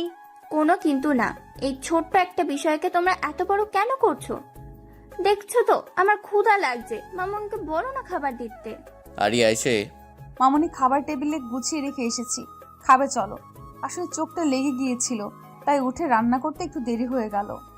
ঠিক আছে মাম্মাম, চলো। আর তোমরা একটুও ঝগড়া করবে না, এই বলে দিয়ে গেলাম, নইলে তোমাদের সাথে আজ সারাদিন আমার কথা বলা বন্ধ।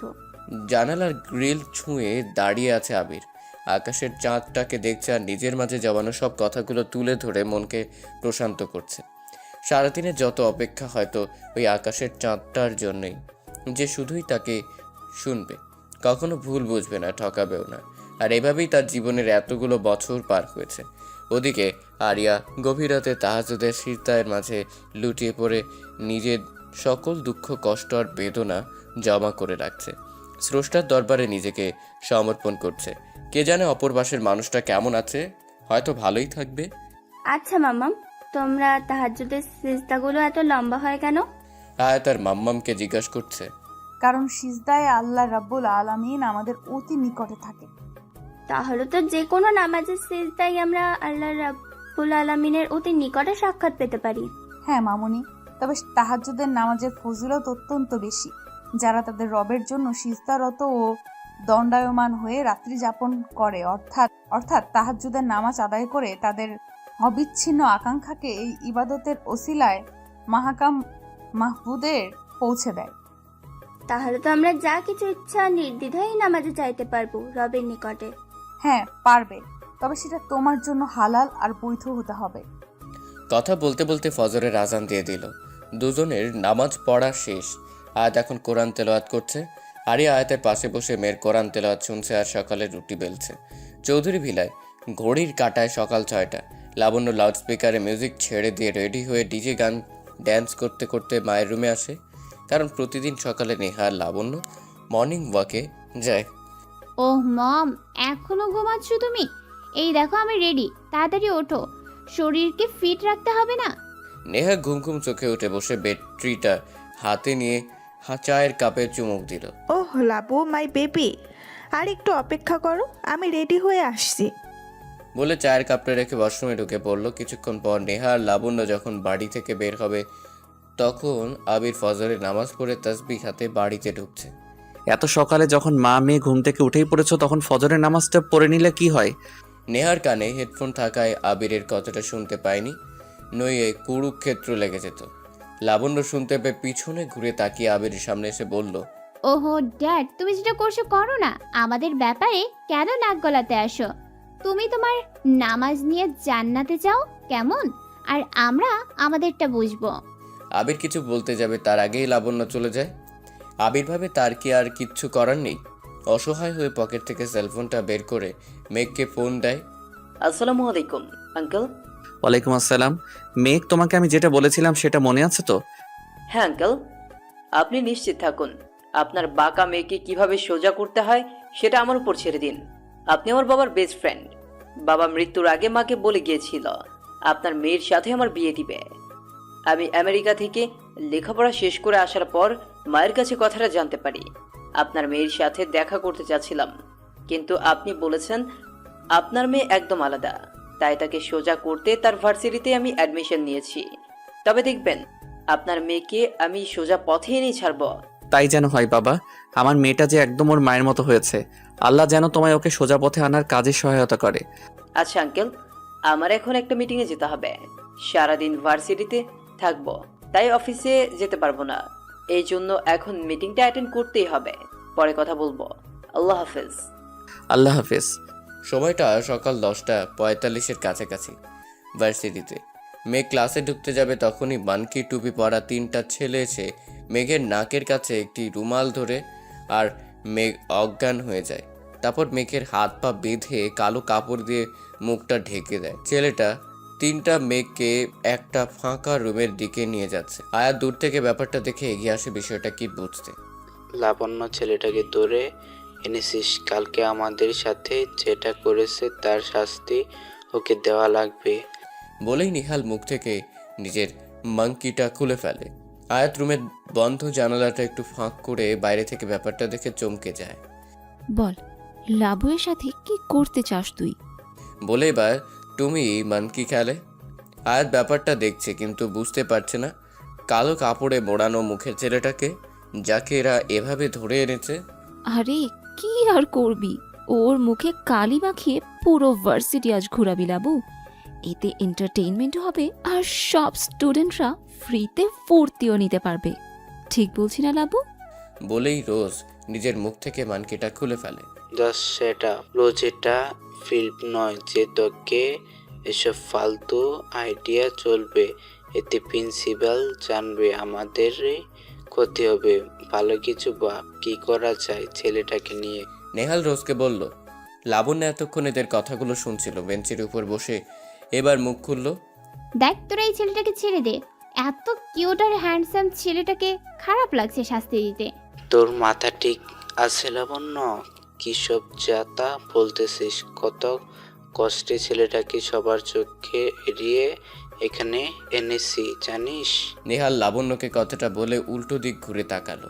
নেহাল ঘুরে তাকাতেই জানালার কাছ থেকে আয়াত সরে যেতে চাইলো, আর জানালাটা দপ করে শব্দ হয়ে উঠল।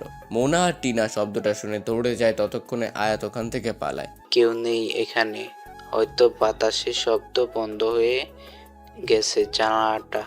লাবণ্য বলতে শুরু করে। দেখ নিহাল, আজ সকালে আমি একে একটা গাড়ি থেকে নামতে দেখেছি। পরনে স্যুট বুট আর টাই, চোখে ব্ল্যাক সানগ্লাস। কতটা হ্যান্ডসাম আর কিউট লাগছিল, তোকে বলে বোঝাতে পারবো না। সাথে দুজন বডিগার্ডও ছিল। তাছাড়া ছেলেটাকে দেখে বয়সের দিক থেকে মনে হয় না ও প্রথম বর্ষের স্টুডেন্ট। এ যদি কোনো পাওয়ারফুল পার্সন হয় তখন এ কি আমাদের ছেড়ে দেবে বলে তো মনে হয় না। ছেলেটা কোনো উদ্দেশ্য নিয়ে আমাদের ভার্সিটিতে এসেছে, তা আগে জানতে হবে। তাহলে কি করবি এখন? মোনা জিজ্ঞাসা করলো। 2-4 জন লোক ঠিক কর, যত টাকা লাগে দেব। বলিস 2 দিনের মধ্যে ছেলেটার সব ডিটেলস আমার চাই। বলেই টাকার বান্ডিল ছুঁড়ে মেরে ক্লাসরুম থেকে বেরিয়ে গেল লাবণ্য। লাবণ্য যাওয়ার কিছুক্ষণ পর বাকি সবাই ক্লাসরুম থেকে বেরিয়ে যায়। আয়াত দূর থেকে সব দেখছে। সবাই চলে গেল। আয়াত কাউকে না ডেকে নিজেই ক্লাসরুমটার সামনে আসলো, ভাবছে কাউকে ডাকবে কিনা। লাবণ্য বা লাবণ্য দলবল যদি জানতে পারে আয়াত সব দেখেছে, তাহলে আয়াতের ক্ষতি হবে ভেবে আর কাউকে না ডেকে নিজেই ক্লাসরুমে ঢুকে পড়লো। আয়াত ভাবছে হাত পা তো বাঁধা, ছোবো কি ছোবো না। না, মানুষকে বাঁচানো ফরজ। নিজে নিজে বলছে আর হাত পায়ের বাঁধনগুলো খুলছে। আচ্ছা, ছেলেটা কে? আয়াত মেঘের মুখ থেকে কালো কাপড়টি খুলে ফেলে। এ কি এত মেঘ? মেঘ ওঠেন, আপনি কি শুনতে পাচ্ছেন? কি যে করি। আয়াত মেঘের মুখের কাছে ঝুঁকে খেয়াল করছে নিঃশ্বাস নিচ্ছে কিনা। হঠাৎ মেঘের জ্ঞান ফিরে আসে। উঠে বসে আর কিছু না ভেবে আয়াতের দিকে রাগী দৃষ্টিতে তাকালো। তুমি? চিৎকার করে বলল, হ্যাঁ আসলে। চুপ, একদম চুপ। কাল তোমাকে দেখে আমি ভালো মেয়ে ভেবেছিলাম, আর তুমি আমাকে কিডন্যাপ করেছো, মেরে ফেলতে চাও আমাকে। সত্যি করে বলো তুমি কে? দেখুন, আপনার কোথাও একটা ভুল হচ্ছে। কিসের ভুল? এই, তুমি কি একা আছো নাকি তোমার গ্যাংও আছে সাথে? কিসের গ্যাং? কি বলছেন কি আপনি? সাজ পোশাক দেখে তো মনে হচ্ছে জঙ্গি। দেখুন, আমি কোনো জঙ্গি নই। তাহলে রোহিঙ্গা? লাবণ্য সব সান্ড পাণ্ডরা এসেছে আয়াতদের ক্লাসে। মেয়ে ক্লাসরুমে থাকায় লাবণ্য বাইরেই দাঁড়িয়ে আছে। নেহাল সবাইকে উদ্দেশ্য করে বলল, কাল আমরা সিনিয়ররা তোমাদের জন্য নবীনবরণ উৎসবের আয়োজন করেছি, তো সবাই সকাল 11টার মধ্যে চলে আসবে। আর তুমি কি যেন নাম? আয়াতকে উদ্দেশ্য করে বলল। আয়াত। ভয়ে ভয়ে নাম বলল। ও হ্যাঁ আয়াত, তুমি কাল 7টায় সময় আসবে। বলে নেহাল যেই চলে যাবে। আমি পারবো না আসতে। না আসলে তো হবে না, কালকে সবাইকে আসতে হবে ব্যাস। আর যে আসবে না তাকে তুলে আনা হবে। ভার্সিটিতে তোমাদের প্রথম অনুষ্ঠান, আর তোমরা না আসলে হবে? মগের মূল লোক নাকি যে তুলে আনা হবে? সবাই 11টায় আর আমি 7টায়। তাহলে কি মেঘ ওদেরকে আমার কথা বলে দিল? ওরা কি তাহলে আমাকে শাস্তি দেওয়ার জন্য? না, এই মেঘ সুবিধার নয়। ক্লাস শেষে এই যে মেঘ, শোনেন। মেঘ আয়াতের ডাকের কোনো রেসপন্স দিচ্ছে না। আপনার কি কান কাটা? কানে শোনেন না? মেঘ এবার আয়াতকে বলল, তোমার কি ছেলেদের গায়ে পড়ে কথা বলতে ভালো লাগে? বোরখাওয়ালি হয়েছ? তোমার শরীয়তের কোন আইন ছেলেদের গায়ে পড়ে কথার অনুমতি দেয়? আমাকে একটু বোঝাবে? দেখুন, আপনি কাল থেকে আমায় অনেক কিছু শুনিয়েছেন। ভেবেছিলাম আপনার সাথে কথা বলবো না, কিন্তু না বলে আর পারলাম না। আজ আমি আপনার জন্য এত বড় একটা বিপদে পড়েছি। মেঘ ভ্রু কুঁচকে, আমি আবার কি করলাম তোমাকে? ওনাদেরকে কি আপনাকে আপনার নামটা না বললে হতো না? দেখলেন তো আমাকে সকাল 7টায় আসতে বললো। ও এই কথা, ঠিক আছে চলো এসো। মেঘ, আপনি কি কিছুই বোঝেন না? আমি বাড়িতে কি বলে আসবো? যেখানে কিনা সবাই আসবে 11টায়, সেখানে আমার মাম্মা মামাকে এত সকালে আসতে দেবে বলে আপনার মনে হয়? তাহলে আসার দরকার নেই। না, আসলে ওরা আমাকে তুলে আনবে, শোনেননি? ঠিক আছে, আমি দেখছি কি করা যায়। আয়াতের চিন্তা মোটেও কাটে না। কি বলে যে সকাল 7টায় বাড়ি থেকে বের হবে সেটাই সারাদিন ভেবেছে। রাত শেষে সকাল হয়ে গেল, হঠাৎ কলিং বেলের আওয়াজ। এত সকালে কে আসলো? মাম্মা, আমি দেখছি। দরজা খুলেই আয়াত অবাক। এত সকালে রূপালি তুমি এখানে? আন্টি কি ভেতরে আছে? কে এসেছে মামুনি? আন্টি, আমি রূপালি। আসলে আজ আমাদের ভার্সিটিতে নবীনবরণ উৎসব। ভাবলাম আমার বাসা তো কাছেই, তাই আয়াতকেও ডেকে নিয়ে যাই। শুধু শুধু আজ আর ওর দাদুকে কষ্ট করে দিতে যেতে হবে না।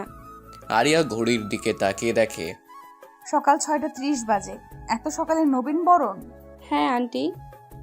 আরিয়া কিছুক্ষণ চুপ করে থেকে বলল, আচ্ছা যাও। তারপর আয়াত আর রূপালী দুজনেই বাড়ি থেকে বের হলো। আয়াত, এখন আমি আসি রে। মানে তুমি যাবে না? না, আমি গিয়ে কি করব? আমাদের তো 11টায় যেতে বলেছে। প্লিজ রূপালি, এমনটা করো না। আমার একা যেতে খুব ভয় করছে। কে বললো তুমি একা যাচ্ছ? সামনে তাকিয়ে তো দেখো। আয়াত সামনে তাকিয়ে দেখে মেঘ গাড়ি নিয়ে দাঁড়িয়ে আছে। না, আমি মেঘের সাথে যাব না। তুমি চলো না রূপালি। পাগলামি করো না আয়াত। মেঘই আমাকে বলেছে তোমাকে নিয়ে আসতে। এখন তুমি যদি এমন করো তাহলে মেঘ চলে যাবে, আর তোমার সমস্যা তোমাকেই বুঝতে হবে। আমি যদিও তোমার সাথে যাই, সিনিয়রদের থেকে কোনোভাবেই তোমাকে বাঁচাতে পারবো না। তার চেয়ে বরং তুমি মেঘের সাথে যাও, সেটাই বেটার হবে। আয়াত একটু একটু করে হেঁটে মেঘের সামনে এসে দাঁড়ালো। চলুন। মেঘ গাড়ির দরজাটা খুলে দিল। আয়াত গাড়িতে উঠলে মেঘ গিয়ে আয়াতের পাশে বসলো। ড্রাইভার, গাড়ি স্টার্ট করুন। গাড়ি চলছে আর আয়াত অস্বাচ্ছন্দ্য বোধ করছে। মেঘ সেটা খেয়াল করে, তাই মেঘ গাড়ি থামিয়ে সামনের সিটে গিয়ে ড্রাইভারের পাশে বসে। গাড়ি আবার চলতে শুরু করেছে আর মেঘ সামনের আয়নায় আয়াতকে দেখছে। অনেক নার্ভাস মেয়েটা। না জানি লাবণ্য দলবল আবার কোন ফোন দিয়ে এঁটেছে মেয়েটাকে হেনস্থা করার। গাড়ি এসে ভার্সিটির সামনে থামলো। খুব শান্ত পরিবেশ, চারিদিকে কাউকে খুঁজে পাওয়া যাচ্ছে না। আচ্ছা, ওরা আমাকে এত সকালে বোকা বানানোর জন্য আসতে বলেনি তো? সব আপনার জন্য হয়েছে। কে বলেছিল আপনাকে আমার নাম বলতে? দেখো, তোমার নাম আমি কাউকে বলিনি। বড্ড বেশি কথা বলছো, আর যদি একটাও কথা শুনি তাহলে তোমাকে একা রেখে এক্ষুনি চলে যাব। আয়াত ভয় আর কোনো কথা বলছে না। দুজনেই পুরো ভার্সিটিতে চক্কর দিচ্ছে। অডিটোরিয়াম রুমটার সামনে এসে অডিটোরিয়াম রুমটা খোলা আছে, চলো বলেই মেঘ রুমের মধ্যে যেই এক পা রাখলো, অমনি একটা মোটা দড়ির সাথে মেঘের এক পায়ে গিট লেগে গেল। তারপর সামনে আর এক পা বাড়াতেই দড়িটা টেনে ঘেঁষতে ঘেঁষতে মেঘকে ভেতরের দিকে নিয়ে যায়। আয়াত মেঘের এমন অবস্থা দেখেই দৌড়ে আসে আর সামনে টেবিলে থাকা একটা কেচি দেখতে পায়। ভাবে কেচিটা দিয়ে মেঘের পায়ের দড়িটা কাটা যাবে। আয়াত তাড়াহুড়ো করে কেচির সাথে যে পাতলা লম্বা সুতোটা বাঁধা আছে তা খেয়াল না করেই সোজা গিয়ে টান দিল, আর উপর থেকে এক বালতি কাঁদা এসে আয়াতের মাথায় পড়ল। আয়াতের বোরকার নেকাব সব কাঁদায় ভিজে গেছে। আয়াতের এমন কাঁদা মাখা শরীরের নাজেহাল অবস্থা দেখে মেঘ না হেসে পারল না। খুব হাসি পাচ্ছে আপনার। আয়াত ভ্যাঁ করে কান্না জুড়ে দিল। তারপর মেঘ আয়াতকে সান্ত্বনা দিচ্ছে। আয়াত অনেক কান্না হয়েছে, এখন থাম। সামান্য কাদাই তো, এতে কান্না করার কি হলো? সামান্য কাটা, তাই না? আপনার গায়ের উপর পড়লে বুঝতেন। ভ্যাঁ করে কান্না করেই যাচ্ছে আয়াত আর বলছে, এই কাদা মাখা অবস্থা আমি বাড়িতে যাব কিভাবে? রাস্তার মানুষ তো সব হাসবে আমাকে দেখে। আর মাম্মাম, আমার মাম্মামকে কি বলবো? দাদিও জানতে পারলে বলবে লেখাপড়া না করে মেয়েকে বিয়ে দিয়ে দাও। থামো। ধমক দিয়ে বলল মেঘ। কাঁদলে কি সব ঠিক হয়ে যাবে? তার চেয়ে বরং ওয়াশরুমে গিয়ে পরিষ্কার করে নাও। এগুলো ওয়াশরুমে গিয়ে পরিষ্কার করে শুকোবে কখন? 11টা বাজলেই সবাই এসে পড়বে। আমাকে জোকার সেজেই থেকে যেতে হবে সবার সামনে। সবাই হাসবে আমাকে দেখে, যেরকমটা আপনি হাসছিলেন এতক্ষণ। ঠিক আছে, আমি দেখছি কি করা যায়। তুমি গিয়ে ওয়াশরুমে পরিষ্কার হয়ে নাও, আমি এখানে আছি। আয়াত ওয়াশরুমে গিয়ে বোরকা খুলে পরিষ্কার হয়ে বসে কাপড়ের পানি শুকাচ্ছে। 2 ঘন্টা পর মেঘ এসে ওয়াশরুমের দরজা নক করে। আয়াত, দরজাটা খোলো। না। খোলো বলছি। কি বলছেন আপনি? মাথাটা ঠিক আছে? আহা খোলো আয়াত, 1 মিনিটের জন্য। বললাম তো খুলবো না, আমার পর্দা নষ্ট হয়ে যাবে। আমি বলছি হবে না, সামান্য একটু খুললেই হবে, নইলে কিছুক্ষণ পর সবাই আসলে তখন বুঝবে। দরজা খুলে আপনি কি করবেন? শুধু এই ব্যাগগুলো দিব তোমায়। কিসের ব্যাগ? দেখলেই বুঝতে পারবে। আয়াত ওয়াশরুমের দরজাটা সামান্য একটু খুলে হাত বাড়াতেই মেঘ আয়াতের হাতের পানে চেয়ে রইল। এত সুন্দর ফর্সা হাত, চেহারা না জানি কত সুন্দর, অথচ এই মেয়ে আজকের দিনেও নিজের সৌন্দর্য প্রদর্শন না করে ঢেকে রাখে। কি হলো মেঘ, দেবেন? আয়াতের ডাকে মেঘ তাড়াতাড়ি ব্যাগগুলো আয়াতের হাতের আঙ্গুলে বাঁধিয়ে দেয়। আয়াত আঙ্গুলের মোচড় পেয়ে তাল সামলাতে না পেরে 2 হাত দিয়ে ব্যাগগুলো যেই ধরতে যাবে তখনই দরজাটা খুলে যায় আর মেঘের সামনে আয়াতের মুখ চলে আসে। আয়াত সাথে সাথে ঘুরে ব্যাগগুলো নিয়ে ওয়াশরুমের ভেতর থেকে দরজাটা আবার বন্ধ করে দেয়। আর মেঘ আয়াতের মুখটা দেখে সেখানেই থমকে যায়, মনে মনে ভাবে এই বোরখাওয়ালি আয়াত এত সুন্দর দেখতে। আর ওদিকে আয়াত ওয়াশরুমের দরজার সাথে পিঠ ঠেকিয়ে মনে মনে বলতে থাকে, হে আল্লাহ, আমাকে তুমি ক্ষমা করে দাও, আমি ইচ্ছা করে মেঘের সামনে আসিনি। মেঘ আয়াতের মুখ দেখে নেওয়ায় আয়াত মেঘের সাথে কথা বলতে লজ্জা পাচ্ছে। হঠাৎ মেঘ আয়াতকে ডাকলো। কি হলো, ওখানেই বসে থাকবে নাকি? আয়াত চুপ হয়ে আছে। দেখো, আর কিছুক্ষণের মধ্যেই সবাই চলে আসবে।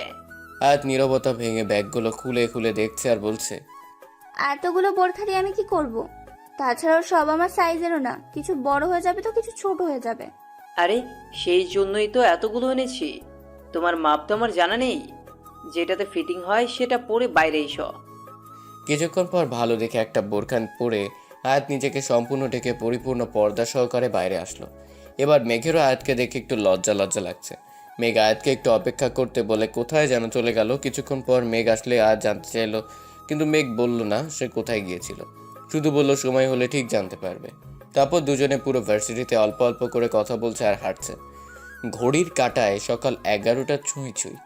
সকলে আসতে শুরু করেছে। মেঘ কাউকে অডিটোরিয়াম রুমে যেতে দিচ্ছে না, বলছে সিনিয়ররা আমাদের জন্য এত সুন্দর করে আয়োজন করেছে, তারাই আগে রুমটা খুলুক, আমরা আর একটু অপেক্ষা করি, না হলে ভালো দেখায় না। সবাই অডিটোরিয়াম রুমটার সামনে দাঁড়িয়ে আছে। ইতিমধ্যে লাবণ্য তার সান্ডপাণ্ডুরে নিয়ে হাজির। লাবণ্য আয়াতকে হেসে হেসে সবার সাথে কথা বলতে দেখে ভীষণ রেগে যায়। এই মেয়ে, তোমাকে না সকাল 7টায় আসতে বলা হয়েছে? আপু, আমি তো সকাল 7টায় এসেছি। লাবু, ওকে পরে দেখে নেব, আর দেরি করিস না, দরজা খোল। লাবণ্য অডিটোরিয়াম রুমের দরজাটা খুলে ভিতরে যেতে এক বালতি কাঁদা লাবণ্যর মাথায় এসে পড়ে আর লাবণ্যর পুরো শরীর ভিজে যায়। লাবণ্যর এমন অবস্থা দেখে সবাই হেসে দেয়, হাসতে বাকি থাকে না তার সান্ডপাণ্ডগুলো। লাবণ্য লজ্জায় সেখানেই বসে পড়ে, কিচ্ছু বুঝে উঠতে পারে না কি করবে। আয়াত লাবণ্যর এমন অবস্থা দেখে চিৎকার করে সবাইকে থামতে বলে। সবাইকে বোঝাই তোমরা এভাবে হেসো না, লাবণ্যাপুর জায়গায় তোমরা থাকলে তোমাদের অবস্থাও ঠিক এমনটাই হতো। তারপর দৌড়ে এসে লাবণ্যকে উঠিয়ে দাঁড় করায়। ওয়াশরুমে চলুন আপু, কাদা পরিষ্কার করবেন। আয়াত, তোমার কি বুদ্ধি লোপ পেয়েছে? যে মেয়েটা তোমাকে সবার সামনে অপদস্থ করতে চেয়েছিল, সেই মেয়েটার জন্যই তুমি ভাবছ? তাহলে এটা আপনারই কাজ? ছি মেঘ, ছি, আমি আপনার কাছে এমনটা আশা করিনি।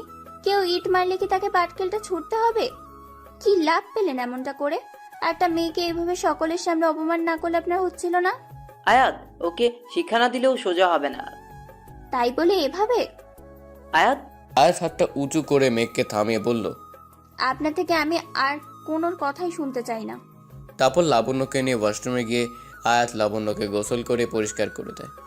লাবণ্যর সামনে বোরখার ব্যাগগুলো রেখে, আপু, এখান থেকে যে বোরখাটা আপনার ফিটিং হয় সেটা পরে নিন। লাবণ্য বোরখা পরে আয়াতকে জড়িয়ে ধরে। আয়াত, তুমি আমাকে ক্ষমা করে দাও। আজ তো আমার মরে যেতে ইচ্ছে করছিল। যাদেরকে আমার আপন ভেবেছিলাম সেই ফ্রেন্ডরাও আমার এই অবস্থা দেখে হাসলো, আর তুমি কি না? থাক না আপু, যা হয়ে গেছে ভুলে যান, আর নতুন করে সবকিছু শুরু করুন। আর জানেন আপনাকে বোরখাতে কত সুন্দর দেখতে লাগছে। যাদের আপনি বন্ধু ভাবেন তারা কি অনন্তকাল আপনার সাথে থাকবে বলুন? আপনি একটা মেয়ে, আর মেয়েদের সৌন্দর্য সকলের সামনে প্রদর্শন করার জন্য নয়। মেয়েরা যে অতি মূল্যবান সম্পদ, এ দুনিয়া বেশি দিনের জন্য নয় আপু। এখন ফ্যাটনার সময়, বাবা মা পরিবার পরিজন কেউই একদিন থাকবে না। ওই অন্ধকার কবরে থাকবে না কোনো বন্ধু বান্ধব। আপনাকে ওই দিনটার জন্যই নিজেকে গোছাতে হবে। ঠিক বলেছ আয়াত, আজ থেকে আমি সব খারাপ কাজ থেকে ছেড়ে দেব। আল্লাহ আপনাকে সেই তৌফিক দান করুক। আয়াত লাবণ্যকে নিয়ে ওয়াশরুমের বাইরে আসলো। সবাই লাবণ্য দিকে হা হয়ে তাকিয়ে আছে। যারা আপাদমস্তক বোরখার আবরণে ঢাকা লাবণ্য সান্ডপাণ্ডুরাও নিজের চোখকে বিশ্বাস করতে পারছে না। এটা কি সেই লাবণ্য? উৎসব জমে উঠেছে, কেউ নাচ করছে, কেউ গান করছে, তো কেউ স্টেজে গিয়ে ফান করছে। আয়াত নাচ গান থেকে একটু দূরেই আছে। মেঘ অনেকবার আয়াতের সাথে কথা বলার চেষ্টা করেছে, কিন্তু আয়াত মেঘকে এড়িয়ে চলছে। এভাবে দুপুর 1টা বেজে গেল। আয়াতের দাদু এসেছে আয়াতকে নিতে। আয়াত চলে যাবে তখনই টমি এসে একটা শরবতের গ্লাস আয়াতের হাতে ধরিয়ে দিল। আয়াত গ্লাসটা রেখে দাদুর কাছে চলে যায়, আর এদিকে গ্লাস সামনে থাকায় লাবণ্য ডক ডক করে শরবতটা গিলে নেয় আর মাতলামি শুরু করে। নেহাল প্রচুর রেগে যায়। কি করেছে এটা? টুমি নেচে নেচে উত্তর দেয়, দোস্ত আমি তো এটা আয়াতকে। নেহাল ধুস করে একটা ঘুষি বসিয়ে দেয় টমির নাক বরাবর। ওদিকে লাবণ্যকে সামলানো কষ্টকর হয়ে পড়েছে। নেশার ঘরে কি করে যাচ্ছে তার নিজেও জানে না। আয়াত, নেহাল, দাদু আর মেঘ চারজন মিলে মেঘের গাড়িতে করে লাবণ্যকে বাড়ি পৌঁছাতে যায়। নেহাল রাস্তায় আজকের পুরো ঘটনা দাদুকে খুলে বলে আর আয়াতের কাছে ক্ষমা চায়। লাবণ্য আয়াতের কাঁধে মাথা রেখে ঢুলে পড়ে। লাবণ্যকে বাড়িতে আনলে সকিনা দরজা খুলে চিৎকার। সাহেব জলদি আহেন, দেখা যান কি কাণ্ড ঘটছে। আবির সকিনার চিৎকার শুনে দৌড়ে আসে। সিঁড়ি দিয়ে নামতে নামতে কি হয়েছে সখিনা আপা? আবির নিচে নেমে দরজার দিকে তাকাতেই অবাক। আবিরের চোখে আর কিচ্ছু আসছে না, শুধু বাবাকে দেখছে। এত বছর পর তার বাবার সাথে এইভাবে দেখা হবে সে ভাবেনি কখনো। অন্যদিকে আবিরের বাবারও চোখ বেয়ে পানি গড়িয়ে পড়ছে। এ যেন এক নিছক মায়া। আবার তীব্র রাগও বুকের ভেতর পুষে আছে। তোমরা লাবণ্যকে নিয়ে ভেতরে যাও, আমি ওর বাবার সাথে কথা বলছি। বাবা কেমন আছো? কিসের বাবা? কোন বাবা? আমার ছেলে তো 19 বছর আগেই মারা গেছে। প্লিজ বাবা ওভাবে বলো না। কোথায় ছিলে তোমরা? আমি 17 বছর আগে গিয়েছিলাম খুলনায়। যেই বাড়িটাতে আমরা থাকতাম সেখানে তোমাদের কাউকে খুঁজে পাইনি। আমি জানি আমি অনেক বড় অপরাধ করেছি, কিন্তু ক্ষমা চাওয়ার সুযোগটাও তো কখনোই পাইনি বাবা। হাঁটু গেড়ে বসে দুই হাত জোর করে কান্নারত অবস্থায় বলল আবির। অপরাধ করেছো তুমি, পাপ করেছো, পাপ। তোমার মতো পাপী ছেলের আমার প্রয়োজন নেই। আর খুলনা থেকে ঢাকায় আমরা কেন এসেছি সেটা জানার কোনো অধিকার তুমি রাখো না। প্লিজ বাবা ওভাবে বলো না। আমার আরি কেমন আছে? আর আমার মেয়ে, যাকে আমি এইটুকু ছোট থাকতে দেখেছিলাম? তোমার মেয়ে? হাসালে আবির। একটা কথা শুনে রাখো, আয়াত যেন কিছুতেই জানতে না পারে তুমি ওর বাবা। ছোটবেলা থেকে ও জেনে এসেছে ওর বাবা খুব ভালো মানুষ ছিল। বাবা শব্দটার প্রতি একটা সম্মান সৃষ্টি হয়েছে আমার দাদু ভাইয়ের মনে। সেই সম্মানটা তুমি ঘৃণায় পরিণত করে দিও না। আয়াত, আমার মেয়ে আয়াত কোথায়? ও দাদু চলো এখন যাই। হ্যাঁ দাদু ভাই চলো। আবির আয়াতকে পা থেকে মাথা অবধি একবার তাকিয়ে দেখলো। একদম আরবির মতোই হয়েছে। খুব ইচ্ছা করছে মেয়েটাকে একবার জড়িয়ে ধরতে। আয়াত। হ্যাঁ আঙ্কেল, কিছু বলবেন? না, কিছু বলবে না। তুমি চলো তো দাদু ভাই। এমনিতেই অনেক দেরি হয়ে গেছে, তোমার মাম্মাম চিন্তা করবে। আর হ্যাঁ মিস্টার আবির খান, মেয়েকে সুশিক্ষা তো দিতে পারোনি, শুধু দন দৌলতি বাড়িয়েছেন। এখন একটু মেয়েকে নিয়ে ভাবুন। বলেই চলে যায় আয়াতের হাত ধরে টানতে টানতে। আচ্ছা দাদু, আঙ্কেল মনে হয় কিছু বলতে চাচ্ছিল আমাকে। কই, তেমনটা তো আমার মনে হলো না দাদু ভাই। দাদু, বল। লাবণ্য চৌধুরীর বাবার নাম আবির খান হয় কিভাবে?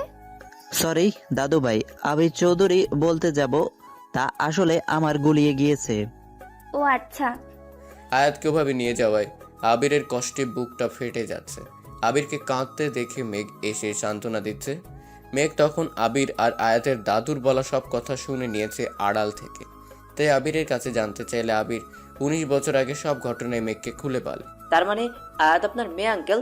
হ্যাঁ বাবা হ্যাঁ, আয়াত আমার মেয়ে। কিন্তু ভাগ্যের কি নির্মম পরিহাস দেখো, আজ নিজের মেয়েকেই আমি আমার পরিচয় দিতে পারবো না, বলতে পারবো না তুই আমার মেয়ে। আপনি ভাববেন না আঙ্কেল, সব ঠিক হয়ে যাবে। আচ্ছা কি ঠিক হয়ে যাবে আবির? নেহা এতক্ষণ বাড়িতে ছিল না, এইমাত্র বাড়িতে ফিরল। কই কিছু না তো। আবির চোখের পানিটা মুছে নেয়। এনে কে? একে চিনছো না? আমার বন্ধুর ছেলে, যার কথা তোমাকে বলতাম আমাদের লাবণ্যর জন্য। এই সেই বিজনেসম্যান মিস্টার মেঘ রহমান। কি আপনি বিজনেসম্যান মিস্টার মেঘ রহমান? আপনার সফলতার গল্প কত পড়েছি। আরে আবির, তুমি তো আমাকে আগে বলনি ইনি তোমার সেই বন্ধুর ছেলে। নেহা মনে মনে স্বপ্ন দেখছে। ছেলেটাকে যদি আমাদের লাবুর সাথে বিয়ে দাও তাহলে তার অর্ধেক সম্পত্তি হাতিয়ে নেওয়া যাবে। অন্য একদিন আসবো, আজকে আসি। সে কি বাবা, কিছু খেয়ে গেলে হতো না? না আন্টি, আজ খুব তাড়া আছে, অন্য একদিন। ঘুম ঘুম চোখে তাকাচ্ছে লাবণ্য। একটু উঠে বসতেই মাথাটা ধরেছে। এ কি লাবণ্য, তুই উঠে পড়েছিস? নেহাল কি হয়েছিল আমার? ওর টমিটা তোকে। নেহালের আর কিছু বলার আগেই লাবণ্য সব মনে পড়ে গেল। এইসব আমার প্রাপ্য ছিল। আমি সত্যি খুব খারাপ রে। আজ আমি আমার নিজের সব ভুল বুঝতে পেরেছি, আর কখনো কারো পেছনে লাগবো না। আচ্ছা আমি এখন আসি, অনেক রাত হয়েছে। কাল ভার্সিটি যাবি? জানি না, কিছুদিন নাও যেতে পারি। ওকে, নিজের যত্ন নিস। বাই। রাত 1টা, বিছানায় ছটপট করছে মেঘ। একবার এ পাশ তো একবার ও পাশ। চোখ বন্ধ করলে একটি মুখ বারবার চোখের সামনে ভেসে উঠছে। আয়াত, এই বোরখাওয়ালি আমায় তো ঘুমাতেই দিচ্ছে না। তাহলে কি আমি আয়াতকে, না কি ভাবছি আমি, আমার তো লাবণ্যর সাথে বিয়ে হওয়ার কথা। আয়াতকে ভেবে ভেবেই মেঘের রাতটা পার হয়ে গেছে। ফজরের আজানে মেঘের মা যখন নামাজ পড়তে যায়, অজু করে ঘরের দিকে যেতেই মেঘের ঘরের লাইট অন দেখে এগিয়ে আসে। কি হলো মেঘ, তুই জেগে আছিস? মেঘ গিয়ে মাকে জড়িয়ে ধরে। মা, আমি কি করব বুঝতে পারছি না। কি হয়েছে আমাকে বল। মেঘ আয়াতের বাবার অতীতের সব কথা মাকে খুলে বলে। আবির আঙ্কেলের মেয়ে আয়াত, তাকে ছাড়া যে আমি এক মুহূর্ত ভাবতে পারছি না। এখন আমি কি করব মা, তুমি বলো। আচ্ছা মেঘ, তুই কি কখনো লাবণ্যকে ভালোবাসিস বলেছিস? না মা।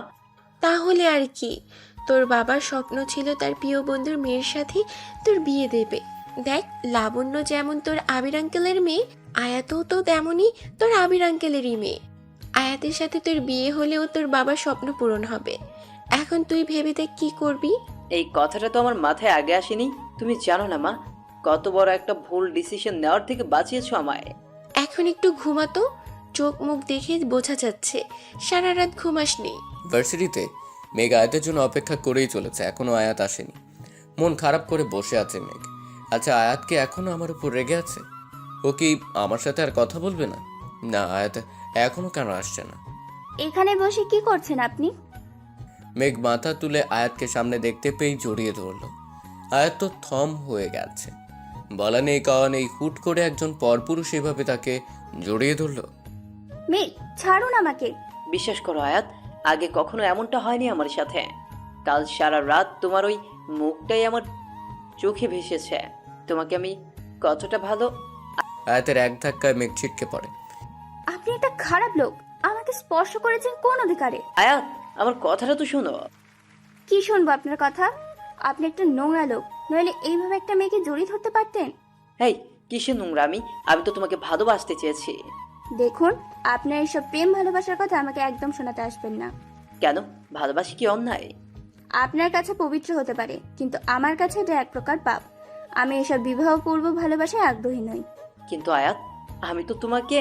আমি আর কিছুই শুনতে চাই না মেঘ। এখন আমার মুখ থেকে খারাপ কিছু বের হবার আগেই আপনি আমার চোখের সামনে থেকে চলে যান। আয়াত। মেঘ প্লিজ। মেঘ চলে যায়, আয়াত সেথায় বসে রয়। খুব রাগ হচ্ছে, আবার মনের মধ্যে এক অজানা অনুভূতির জানান দিচ্ছে। তখন মেঘের ওইভাবে জড়িয়ে ধরাটা তার জন্য মোটেও প্রস্তুত ছিল না আয়াত। কেমন যেন একটা শিহরণ সৃষ্টি হচ্ছে আয়াতের শরীরের প্রতিটা রোমে রোমে। কেন করলো মেঘ এমনটা? একে কি ভালোবাসা বলে? আচ্ছা, না ছুঁয়ে ভালোবাসা যায় না? এমন ভালোবাসার তো কোনো নাম নেই ইসলামিক দৃষ্টিকোণ থেকে। আয়াত মেঘকে খুঁজছে, কোথাও পাচ্ছে না। হয়তো ভার্সিটি থেকে চলে গেছে। তারপর আর 2 সপ্তাহ আয়াত মেঘকে দেখেনি। সাহসও হয়নি মেঘকে একবার ফোন করে খোঁজ নেবে। আজ দূর থেকে মেঘের গাড়ি আসতে দেখে দৌড়ে যায় আয়াত। মেঘ গাড়ি থেকে নেমে দাঁড়ালে অপোজিট পাশ থেকে আরেকজন গাড়ি থেকে নামলো, আরও আয়াতের মতো আপাদমস্তক বোরখার আবরণে ঢাকা। সে এসেই আয়াতের সামনে দাঁড়ালো। আমাকে চিনতে পারছো না? আমি লাবণ্য। থ্যাঙ্কস আয়াত, তোমার জন্য আমি অনেক কিছু পেয়েছি। এই নাও আমার বিয়ের কার্ড। সামনের সপ্তাহে 5 তারিখে আমাদের বিয়ে। মেঘ বলল সবার আগের কার্ডটা তোমাকেই দিতে। আয়াত লাবণ্যর হাত থেকে বিয়ের কার্ডটা নেয়। চোখ বেয়ে গড়িয়ে আসা অশ্রুগুলো অনেক কষ্টে আটকে রাখে। লাবণ্য আয়াতকে সাথে নিয়ে একে একে পুরো ভার্সিটির সকলকে বিয়ের কার্ড দিয়ে নিমন্ত্রণ করছে। আর আয়াত দর্শকের চাপা কষ্ট নিয়ে লাবণ্যর সাথে লাবণ্যর সুখটুকু উপভোগ করছে। ধীরে ধীরে বিয়ের দিন ঘনিয়ে এলো। এখন মেঘের আসল পরিচয় সবাই জানে। মেঘ তো এই ভার্সিটিতে এসেছিল শুধু লাবণ্যর জন্য। ভার্সিটি গেলেই এখন মেঘ লাবণ্যর লাভ স্টোরি সকলের মুখে মুখে। আজ লাবণ্যর গায়ে হলুদ ছিল। ভার্সিটির সকলে গেলেও আয়াত যায়নি। কাল অবশ্যই যেতে হবে, কাল যে বিয়ে। আজ আবির এসেছে লাবণ্যর বিয়েতে তার পরিবারের সবাইকে নিমন্ত্রণ করতে।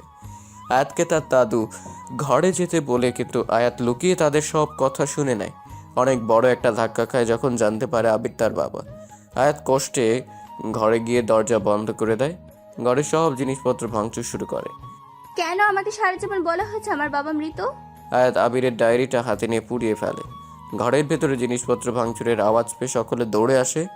আবির বাইরে থেকে নিজের সমস্ত শক্তি দিয়ে দরজা ভেঙে মেয়েকে এসে জড়িয়ে ধরে। কি করছিস কি মা? আয়াতের সামনে ডায়েরির পাতাগুলো পুড়ে ছাই হয়ে আছে। আয়াতের মা এসে আয়াতের গালে সজোরে থাপ্পড় মারে। কি পড়িয়েছো তুমি এটা? মারো মাম্মাম, আমাকে তুমি যত খুশি মারো, তবুও মাম্মাম এই লোকটাকে আমি বাপে বলে মানতে পারবো না। এই ডায়েরির প্রত্যেকটা কথা মিথ্যা। এই লোকটা সম্পূর্ণ ভুলে ভরা। তোমাকে ঠকিয়েছে এই লোকটা। তুমি এই ডায়েরিটার কোনোদিনও পড়বে না, কখনো এই লোকটার কথা মনে করে কষ্ট পাবে না। আয়াতের দাদা দাদি আবিরকে আয়াতের এমন অবস্থা দেখে অনেক অপমান করে তাড়িয়ে দেয়। অনেকদিন পর আয়াত ভার্সিটিতে আসে। এসে শুনে লাবণ্যর সাথে নেহালের বিয়ে হয়েছে। লাবণ্যর হঠাৎ এত চেঞ্জ হয়ে যাওয়া আর নেহালের লাবণ্যর প্রতি এত কেয়ারিং, এত দিনের বন্ধুত্ব ভালোবাসাতে পরিণত হয় মনের অজান্তে। আর মেঘ সেটা জানতে পেরে নেহার ভয় প্রকাশ করে না, কারণ নেহার কাছে মেঘ হচ্ছে সোনার ডিম পাড়া হাঁস। তাই মেঘ বিয়ের দিন নিজের জায়গায় নেহালকে বর বেশি বিয়ের আসনে বসিয়ে দেয়। আর মেঘ, সে কোথায়? লাবণ্য আর নেহাল আয়াতকে মেঘের কাছে নিয়ে যায়। আয়াতের সামনে মেঘ কান ধরে হাঁটু গেড়ে বসে পড়ে। সরি আয়াত, এইটুকু অভিনয় করতেই হলো নেহাল লাবণ্যর জন্য। আয়াত মেঘকে ইশারায় উঠে দাঁড়াতে বলল। মেঘ উঠে দাঁড়ালেই আয়াত মেঘের বুকে কয়েকটা কিল বসিয়ে দেয়। আমাকে কেন বলেননি?